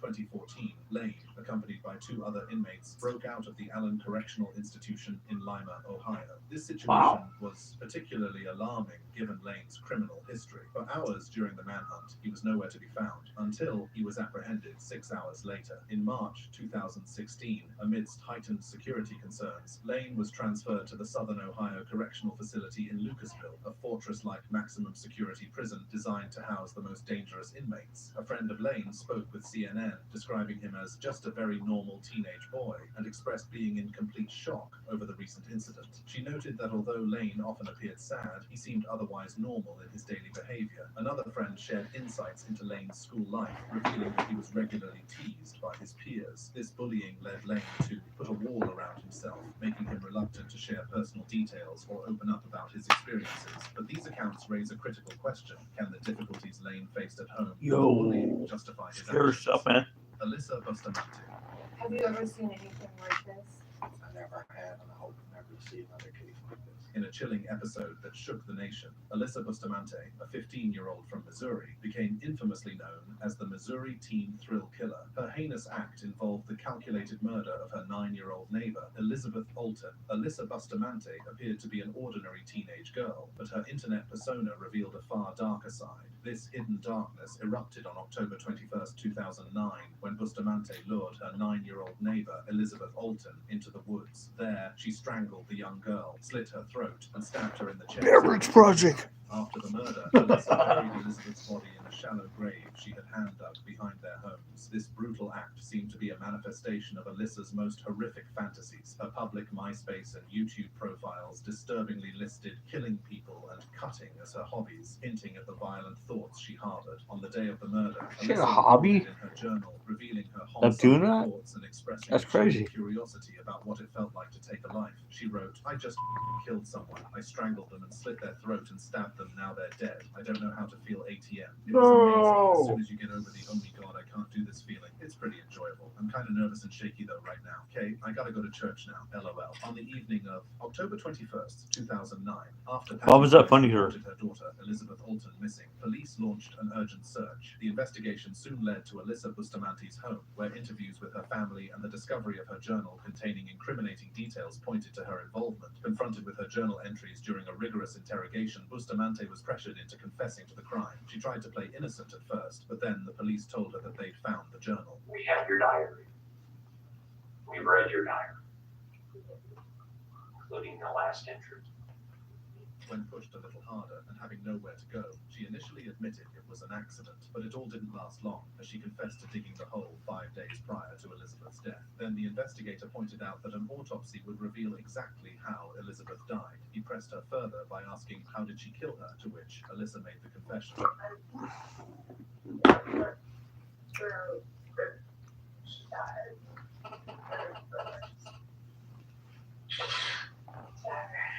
At her 2012 trial, Alyssa Bustamante, tried as an adult despite a turbulent childhood, pled guilty to second-degree murder to avoid a life sentence without parole. This means there's a possibility of parole after 30 years. However, an additional conviction for armed criminal action means that even if she secures parole in 2024, she faces another 30 years, pushing her earliest possible release to 2054 at the age of 60. The next killer kid is Lionel Tate.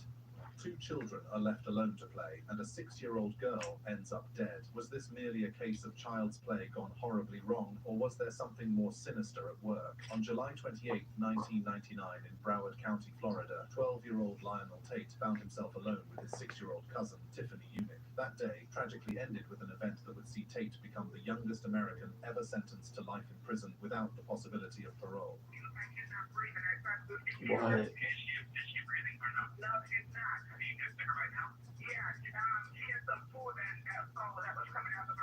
On that evening, while Kathleen Grossett Tate was resting upstairs, she left Tiffany Unick in the care of her son, Lionel Tate. Shortly after, Tate alerted his mother that Tiffany was not breathing. Investigation later revealed that the child displayed severe bruises and injuries akin to a vehicular impact, including a fractured skull, a broken rib, and internal hemorrhaging. Tate, however, claimed the injuries resulted from imitating wrestling moves. During the trial, Tate's defense presented the argument that Unick's death was a tragic accident, suggesting that the 12-year-old, who weighed 170 pounds, was merely attempting to imitate wrestling moves of his television heroes with Tiffany, who weighed just 48 pounds. However, their defense failed to sway the jury. In January 2001, when Tate was only 13 years old, he was convicted of first-degree murder. Under Florida law, Tate was convicted of first-degree murder without the jury needing to believe he intended to harm. The law stipulates that knowingly committing an act likely to injure a child, resulting in death, qualifies as child abuse and triggers the felony murder rule. During sentencing, Judge Joel T. Lazarus outlined that this rule applied even without proof of Tate's intent to kill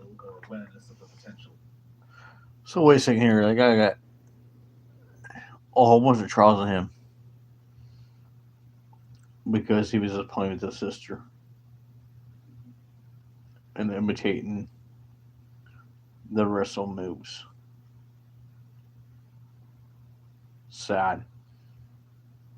He's a young kid at this time.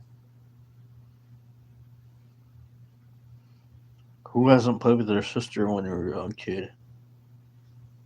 That's just totally like unreal. Unreal. He even went on to say that the decision was not entirely his to make. Consequently, Tate was sentenced to life in prison without the necessity for the prosecution to demonstrate his intent or understanding of the lethal consequences of his actions. Understandably, the sentence sparked controversy given that Tate was only 12 years old at the time of the murder, while his victim was just 6 years old. Eventually, Tate's life sentence was overturned in 2004 by an appeals court that found his mental competency hadn't been properly assessed before trial. Consequently, Tate was released from prison under a plea agreement in January 2004, which involved him admitting to second-degree murder in exchange for 1 year of house arrest and 10 years of probation. Although this marked a new beginning, Poor kid, man. Seriously. his legal troubles continued. In 2005, he faced charges of armed robbery, and a probation violation in 2006 led to his return to prison. On February 19, 2008, Lionel Tate entered a no-contest plea to robbery charges and received a 10-year sentence to be served in state prison. This sentence was set to run concurrently with a 30-year sentence he received for violating his probation. Currently, Tate is serving his time at the Charlotte Correctional Institution. Whoa. Now, when I was in high school, I heard about Charlotte. I actually heard about the prison area and everything of Charlotte. That was a terrible story to hear when I was in high school. People are telling me Charlotte and this and that, everything like that. That is really bad. In Broken Arrow, often referred to as the Bever family massacre. What I'm about to share with you will send chills down your spine. For the Bever brothers, the pursuit of becoming famous drove their insane actions. Detective Rihanna Russell, who interviewed the younger brother Michael, reported they wanted to kill at least 50 people. They wanted to be famous. They wanted a Wikipedia page. They wanted media coverage. Unfortunately, the tragic series of events began on the evening of July 22nd, 2015, in their home in Broken Arrow, Oklahoma. Robert D., aged 18, and Michael, aged 16, had secretly amassed a collection of knives, which they used to attack their family members. The horrifying ordeal started when Michael deceitfully drew his sister into a bedroom under the pretense of showing her something on a computer. Robert then ambushed her, severely wounding her by slashing her throat and stabbing her multiple times. Yow. Okay, I'm done.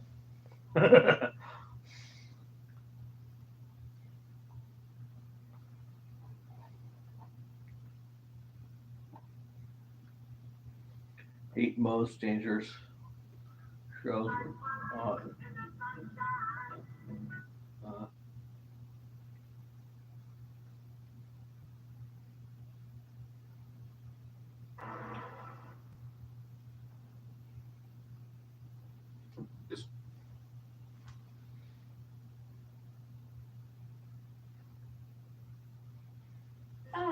He could have had his pick of any woman, but he settled on you.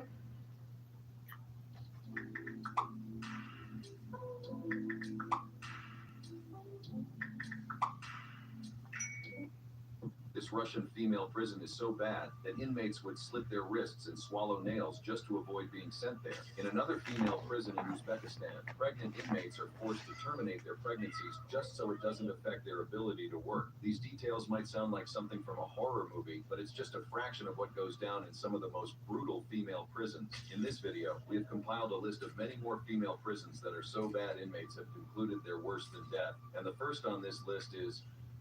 I don't know why it still pops up on my YouTube. I usually watch a lot of hip hop stuff. This is Los Angeles City. Influencers. Influencers. Pop music. Why would this be known as pop music? Me got a clue here.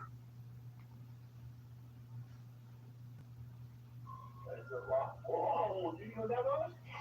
You know what that was? The FBI looking at you right there, buddy. Oh, yeah, they're trying to get in on the brainwaves. That's what they're doing.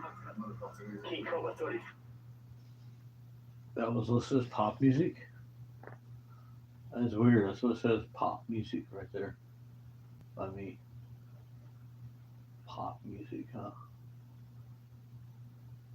Man, fully loaded. Oh.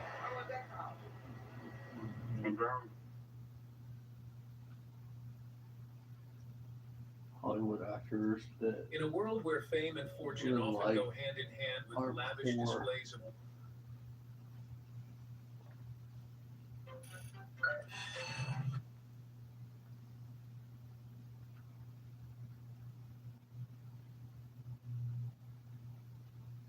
Bitches on my head. No curves. Bitches on my head. No curves. Okay, well, brush it up. You're lucky you ain't in handcuffs right now. Bro, you lucky I got signed to jail today.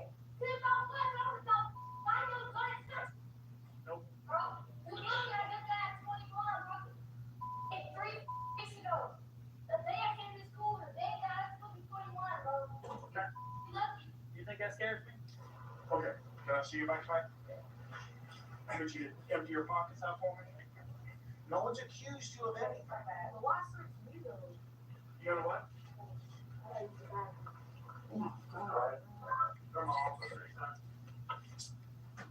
No one is above the law, and even badly behaved teenagers are not exempted. Here are 5 teenagers who thought they were above the law and found out the hard way that wasn't the case. Starting with teenagers who thought it was a great idea to steal a car with police officers in sight.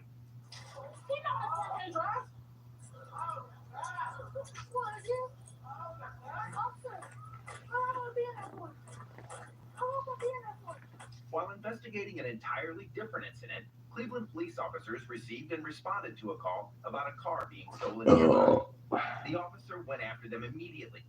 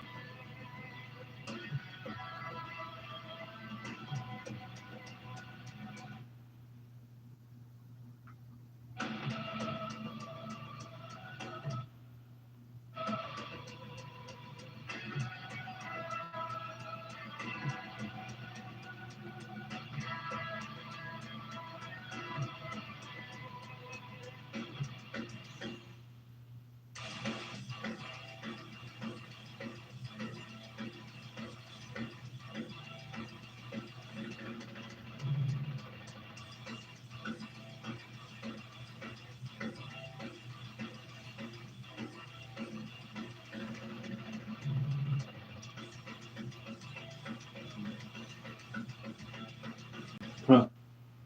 She was jamming. 3 a.m. New York. Uncut video.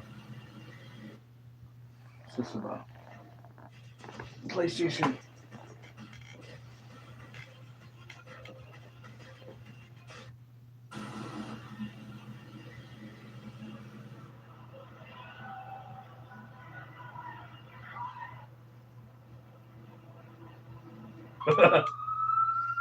What?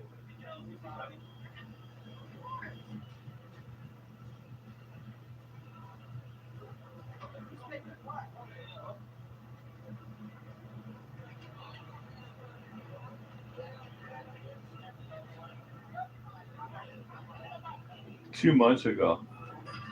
Wow.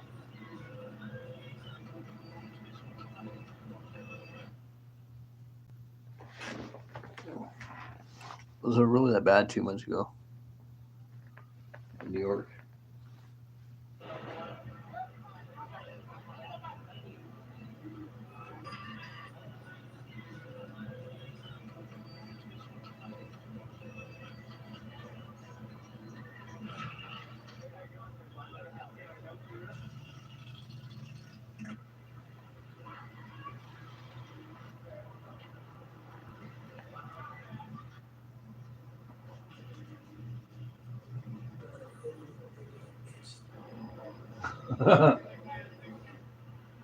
What?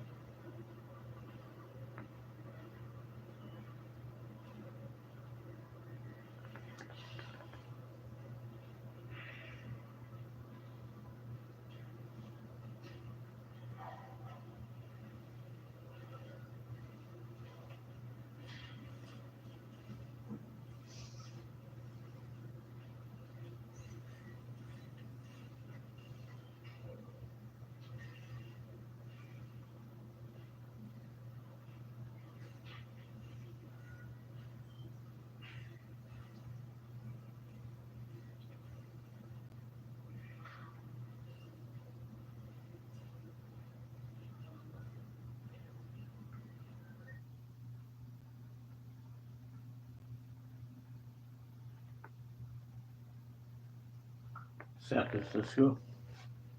San Francisco, officially named the City and County of San Francisco, stands as one of the true icons of American success. Known globally, this city is the heart of commerce, economic dynamism, and cultural vibrancy in the northern region of California. Positioned in one of the most rapidly developing areas in the United States, San Francisco is surrounded by cities and institutions that define innovation and opportunity.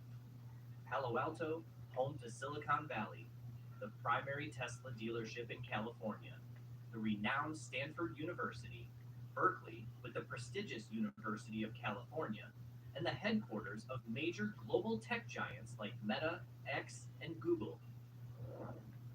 For many people worldwide, visiting or working in San Francisco is a cherished dream, perhaps one you share.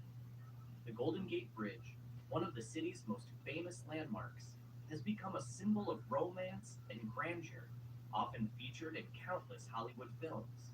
But it's not just the bridge that makes San Francisco unique.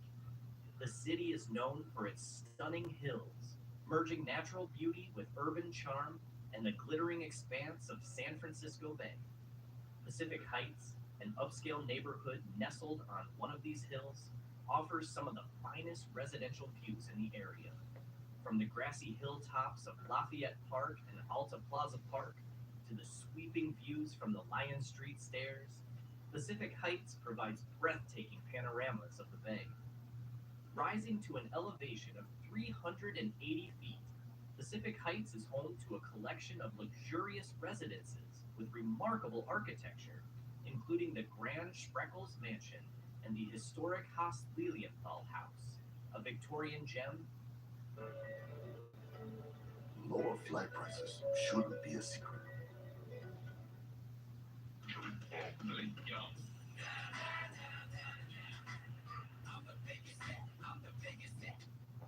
Built in 1886 in Queen Anne style, open to the public for tours.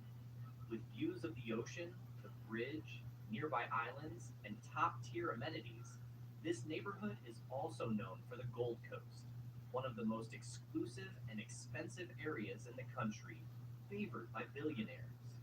Yet, amid San Francisco's image as a beacon of American economic strength, the city also displays a stark contrast, a portrayal of the challenges within progressive urban policies.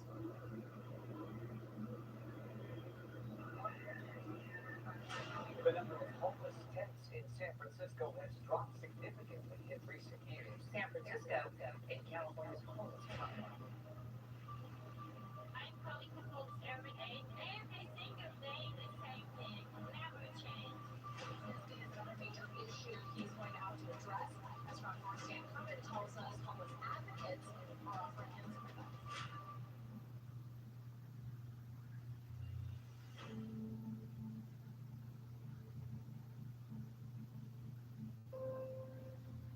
San Francisco is a city of contrasts, and nowhere is this more evident than in the Tenderloin District, located near the city's bustling downtown core. Situated between the retail mecca of Union Square and the business district of Civic Center, the Tenderloin presents a vastly different picture from the polished, aspirational image many have of San Francisco. This area is notorious for high rates of crime, drug addiction, and violence, along with a significant presence of homelessness. According to the latest point-in-time count, San Francisco is home to more than 750 individuals without permanent housing, with nearly half residing in the Tenderloin District and its surrounding areas. Some homeless individuals choose to live in areas like Bayview, Potrero Hill, and parts of the Outer Mission. The number of homeless people residing in the western neighborhoods of the city, however, is notably lower. In districts such as Sunset, Richmond, and Lake Merced, there are approximately 465 homeless individuals, which accounts for just 6% of the total homeless population in San Francisco. A different view emerges in nearby Marin County, where a significant number of people live out of recreational vehicles, RVs, along stretches like Binford Road. Due to the high housing costs in this area, entire rows of RVs line the road, creating a sprawling mobile encampment that stretches for miles, capturing attention with its sheer scale. So, what factors contribute to the rise of homelessness in such a wealthy city? The San Francisco Bay Area consists of 9 counties in Northern California, 5 of which rank among the 10 most expensive counties in the United States. The region's strong economic growth has generated hundreds of thousands of new jobs, but strict limitations on new housing development have led to a severe housing shortage across California. This scarcity drives rental prices to extraordinary heights. The Sacramento Bee newspaper notes that major cities like San Francisco and Los Angeles have both seen a rise in housing insecurity, with homelessness rates in California increasing by 15% between 2015 and 2017. Additionally, since the Great Depression of the 1930s and the global financial crisis of 2008 to 2009, an estimated 2 million homeless individuals have migrated across the United States. Many seeking work and affordable housing primarily along California's west coast. You don't think it's worth the median price? No, not at all. How do you think we got here? Everything. Tech, inflation, everything. Gentrification has also played an active role, inflating property values and, in turn, displacing long-term residents who can no longer afford their neighborhoods. A report by the Pacific Research Institute titled San Francisco Homeless Crisis found that around 34% of homelessness cases result directly from economic factors, such as eviction and job loss. Another 12% is due to the loss of social support from family or friends, while 15% can be traced to addiction or substance abuse.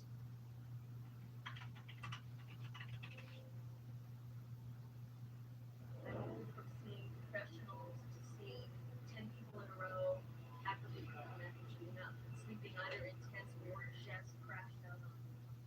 Indeed, drug abuse and overdose have become major public health crises in the United States, with San Francisco facing an especially severe drug epidemic. The city is estimated to have about 24,500 intravenous drug users, a figure that's roughly 8,500 more than the nearly 16,000 high school students enrolled across the 15 high schools in the San Francisco Unified School District. This stark comparison illustrates just how widespread addiction has become on the streets of San Francisco. In 2023, the San Francisco Office of the Chief Medical Examiner reported 810 accidental overdose deaths, a sobering statistic that highlights the gravity of the crisis. Use on city sidewalks and at the Civic Center BART station has become a disturbingly common sight, casting a dark shadow over the city and prompting increased police patrols and enforcement actions.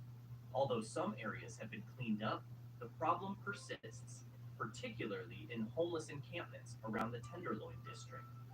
While law enforcement targets drug dealers and illegal narcotics operations, city health officials are tackling the issue as a public health emergency. By November 2024, 192 overdose deaths had already been recorded, with 112 of those deaths linked to opioids.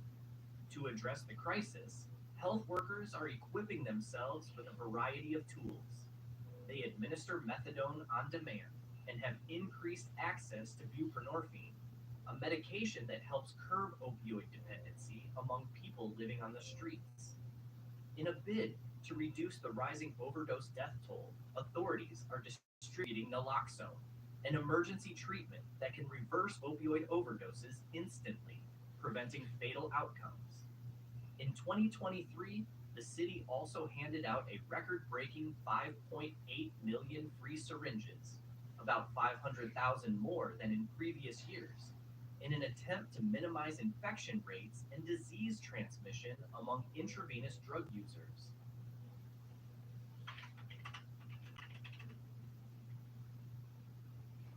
The bars installed on the front doors after repeated problems. I'm calling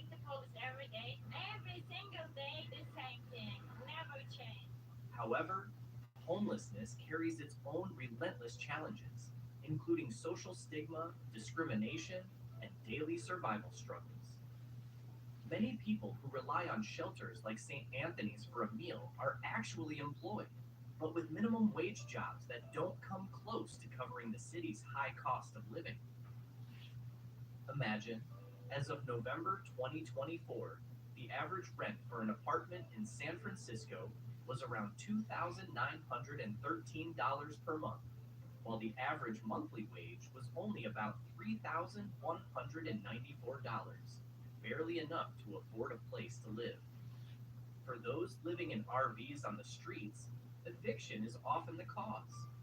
Worse still, many of the homeless face discrimination and stigmatization in healthcare, social services, workplaces, and public spaces, making it even harder for them to regain stability. The homeless crisis in San Francisco has had a profound impact on the city's economy, business landscape, and, significantly, its tourism sector. The visible presence of homelessness on the streets has created an impression of insecurity, affecting visitors' experiences and influencing their perceptions of safety in the city.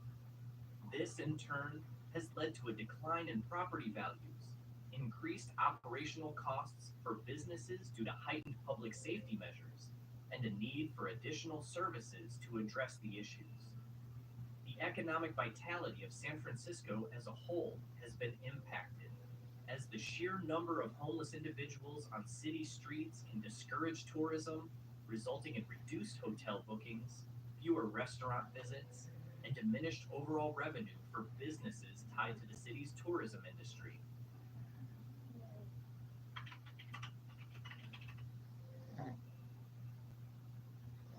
The city government has taken extensive action to address these issues. Alongside efforts to reduce drug addiction, the San Francisco Department of Homelessness and Supportive Housing allocated a substantial budget of $672 million for the 2023 fiscal year. Over 60% of this budget was directed towards subsidizing housing, while 20% went to shelters, with the remaining funds designated for prevention, outreach, and staffing. Additionally, the Department of Public Health and the Human Services Agency allocated resources to homeless services, responding to street-level crises, clearing encampments, and providing financial assistance where possible. Despite these efforts, the city's approach has faced significant criticism. In 2022, homeless advocacy groups filed a lawsuit against the San Francisco government, claiming the city had violated its own policies regarding how encampments are cleared. This legal battle reached the U.S. Supreme Court, where a similar case from Grants Pass, Oregon, was also under review. However, in 2023, the Ninth Circuit Court of Appeals upheld a ruling that allows cities to clear encampments, provided they follow established guidelines, specifically ensuring shelter availability for those displaced and permitting the removal of individuals who decline shelter offers. San Francisco's ongoing challenge illustrates the complex balance between maintaining public order and respecting the rights and needs of homeless individuals. As the city works to regain economic momentum, these policies and the way they're implemented will continue to shape the future of San Francisco's streets, economy, and public image. Big ass stadium tour with Jelly Roll and special guest Sierra Farrell. Get tickets now at livenation.com. Buy your tickets at Ticketmaster. Because whether it's the dribbles or the drip, the NBA is always better IRL.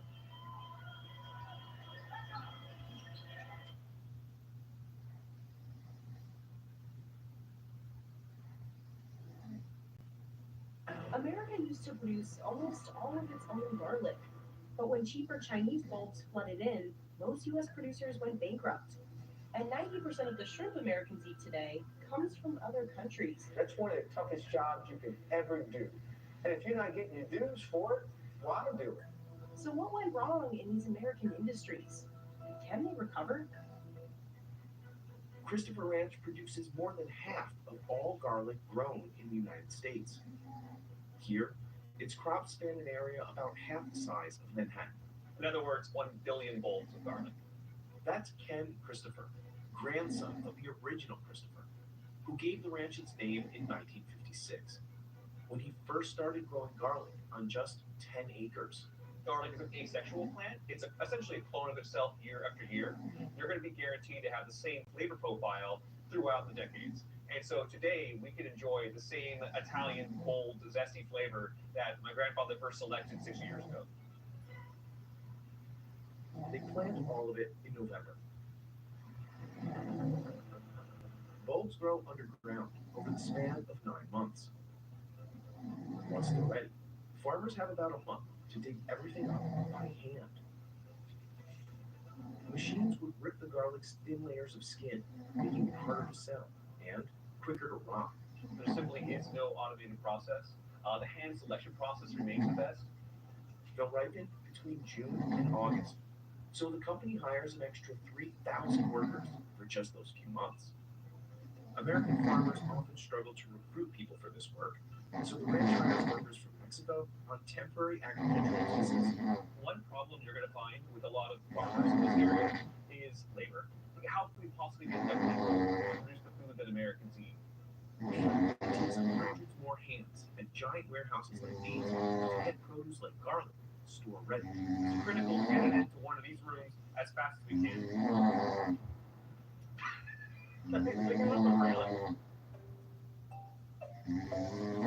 Each one of 100 million pounds, wherever they're grown in California, all come home to here. Workers reel it all in these 2,000-pound bins. It's 90 degrees in here. Heat loosens up the skins, so these scraps can fall off. Then, the garlic goes onto this conveyor belt. Because garlic is a root crop, sometimes you're going to have some staining all around the skins. And it's our job to make it give that perfect appearance that you're used to at the market. Ken runs sales for the ranch and checks that all the bulbs look packaged pretty. The crew's job is to go through and physically clean every single one of these bulbs. Every day, workers inspect about 200,000 pounds worth. Then, machines sort the bulbs into 7 groups, depending on their size. The smallest bulbs fall through these tight jeans. As the lids get bigger, they let in bigger bulbs. You're going to have the largest bulbs coming here on the left lanes, and if we go to the middle lanes, we'll have the middle-sized bulbs, and on the far right, we're going to have the smallest bulbs that we're going to pack for our customers. Restaurants usually go for the big ones. Those have larger cloves. They're easier to chop into finer pieces and give chefs more control over how garlicky their food tastes. Different customers require different kinds of garlic. Some customers want very large bulbs. Some customers want smaller bulbs and sleeves. Some customers want garlic in display trays. Some customers want their garlic in 30-pound boxes. But only the smoothest, cleanest bulbs will make it into the shipments that leave this warehouse. Christopher Ranch says that's only about 60% of all the garlic they harvest. The rest will get processed in another room, but we'll get back to that. Another crew checks for any lingering dirty skin that might make the bulbs less valuable. And then essentially the final part is they're just cleaning it and going through a box. And this is going to be done at retailers starting next week. About 5% of the garlic Christopher Ranch produces leaves the country, going to Canada, Japan, Mexico, or New Zealand. All the rest stays in the U.S. Our business model split into retail, food service, and industrial. The company ships these boxes off to major chains like Costco, Kroger, Trader Joe's, and Safeway across all 50 states. In some of our relationships with companies like Blue Apron, they've mentioned that garlic is the one constant they have in every single box of product they ship out nationwide. On a typical day, they'll fill 7 trucks with garlic. But things were different when Ken's grandfather started the company in 1956, when he only sold to a produce market in San Francisco. When he started, he was almost a joke in town. Garlic was very much a niche crop, a niche vegetable. The kind of garlic that's popular in the U.S. today was brought over by Spanish explorers in the 1500s. But it wasn't until Italian immigrants came to California in the late 1800s that the crop found its home in Gilroy. Well into the 1950s, it was mostly popular among immigrant communities that faced discrimination. Only niche markets carried the vegetable, and it stayed out of the mainstream for decades. Things started to change in the late 80s, when American scientists confirmed the ingredient was really good for you. It contains a natural antibiotic called allicin, which can help prevent blood clots. Garlic became newsworthy, and its popularity continued to grow. So you take a whole garlic head like that, and it takes a long time to take each clove off and peel it. America's gotten a whole lot more diverse. So as America's cultural palates become more diverse, garlic's moved from being very side plate to being center plate. In the 1990s, garlic finally became one of the most produced foods in America. The only problem was that the white skins stain easily, so it wasn't too hard to sell, because Americans wouldn't buy bulbs and didn't look perfect. That's where Ken's grandfather Don saw an opportunity. Because garlic is so time and labor intensive to grow, we want to find a home for every single pound. Christopher Ranch was the first company in America to sell the crop peeled. They invented this machine that could peel hundreds of cloves in minutes and produce garlic Americans were willing to pay 50% more for.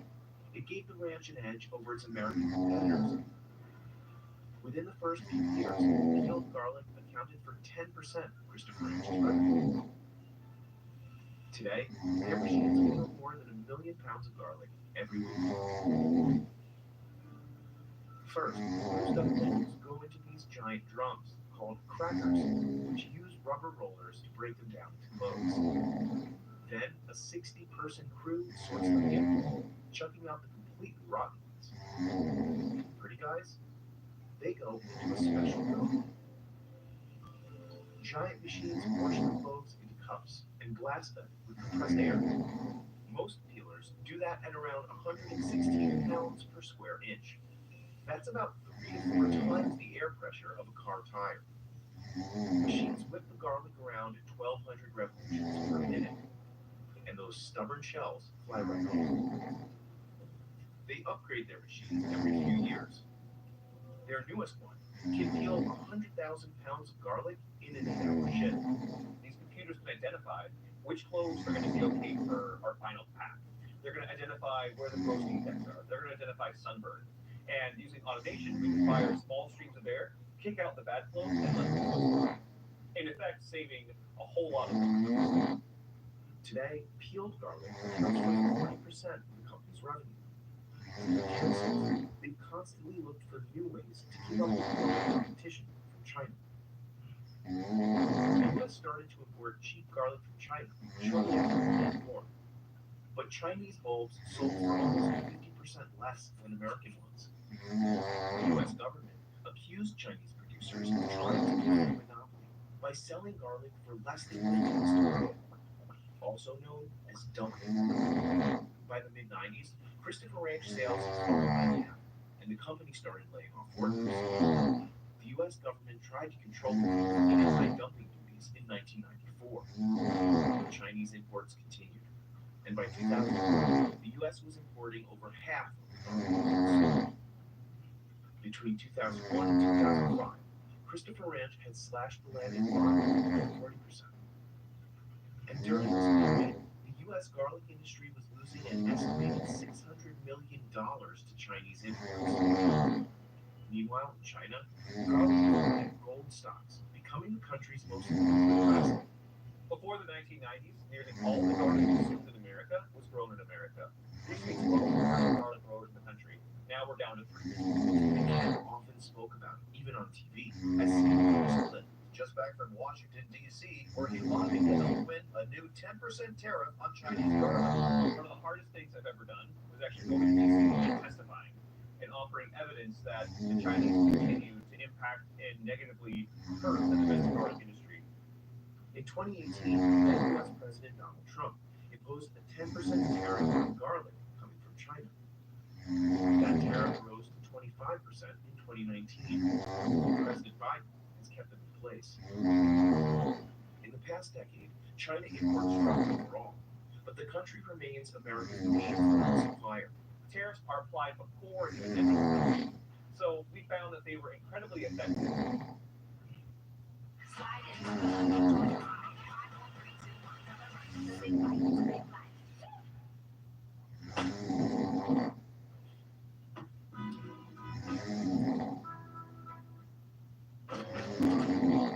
There's a legend of a hunter who uses the methods of the dead.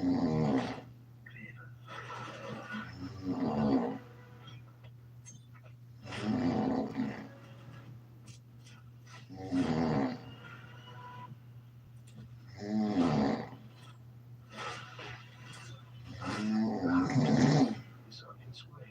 Freak the hunter. Radar. Delicio. Délicieux. Délicieux. Vraiment délicieux.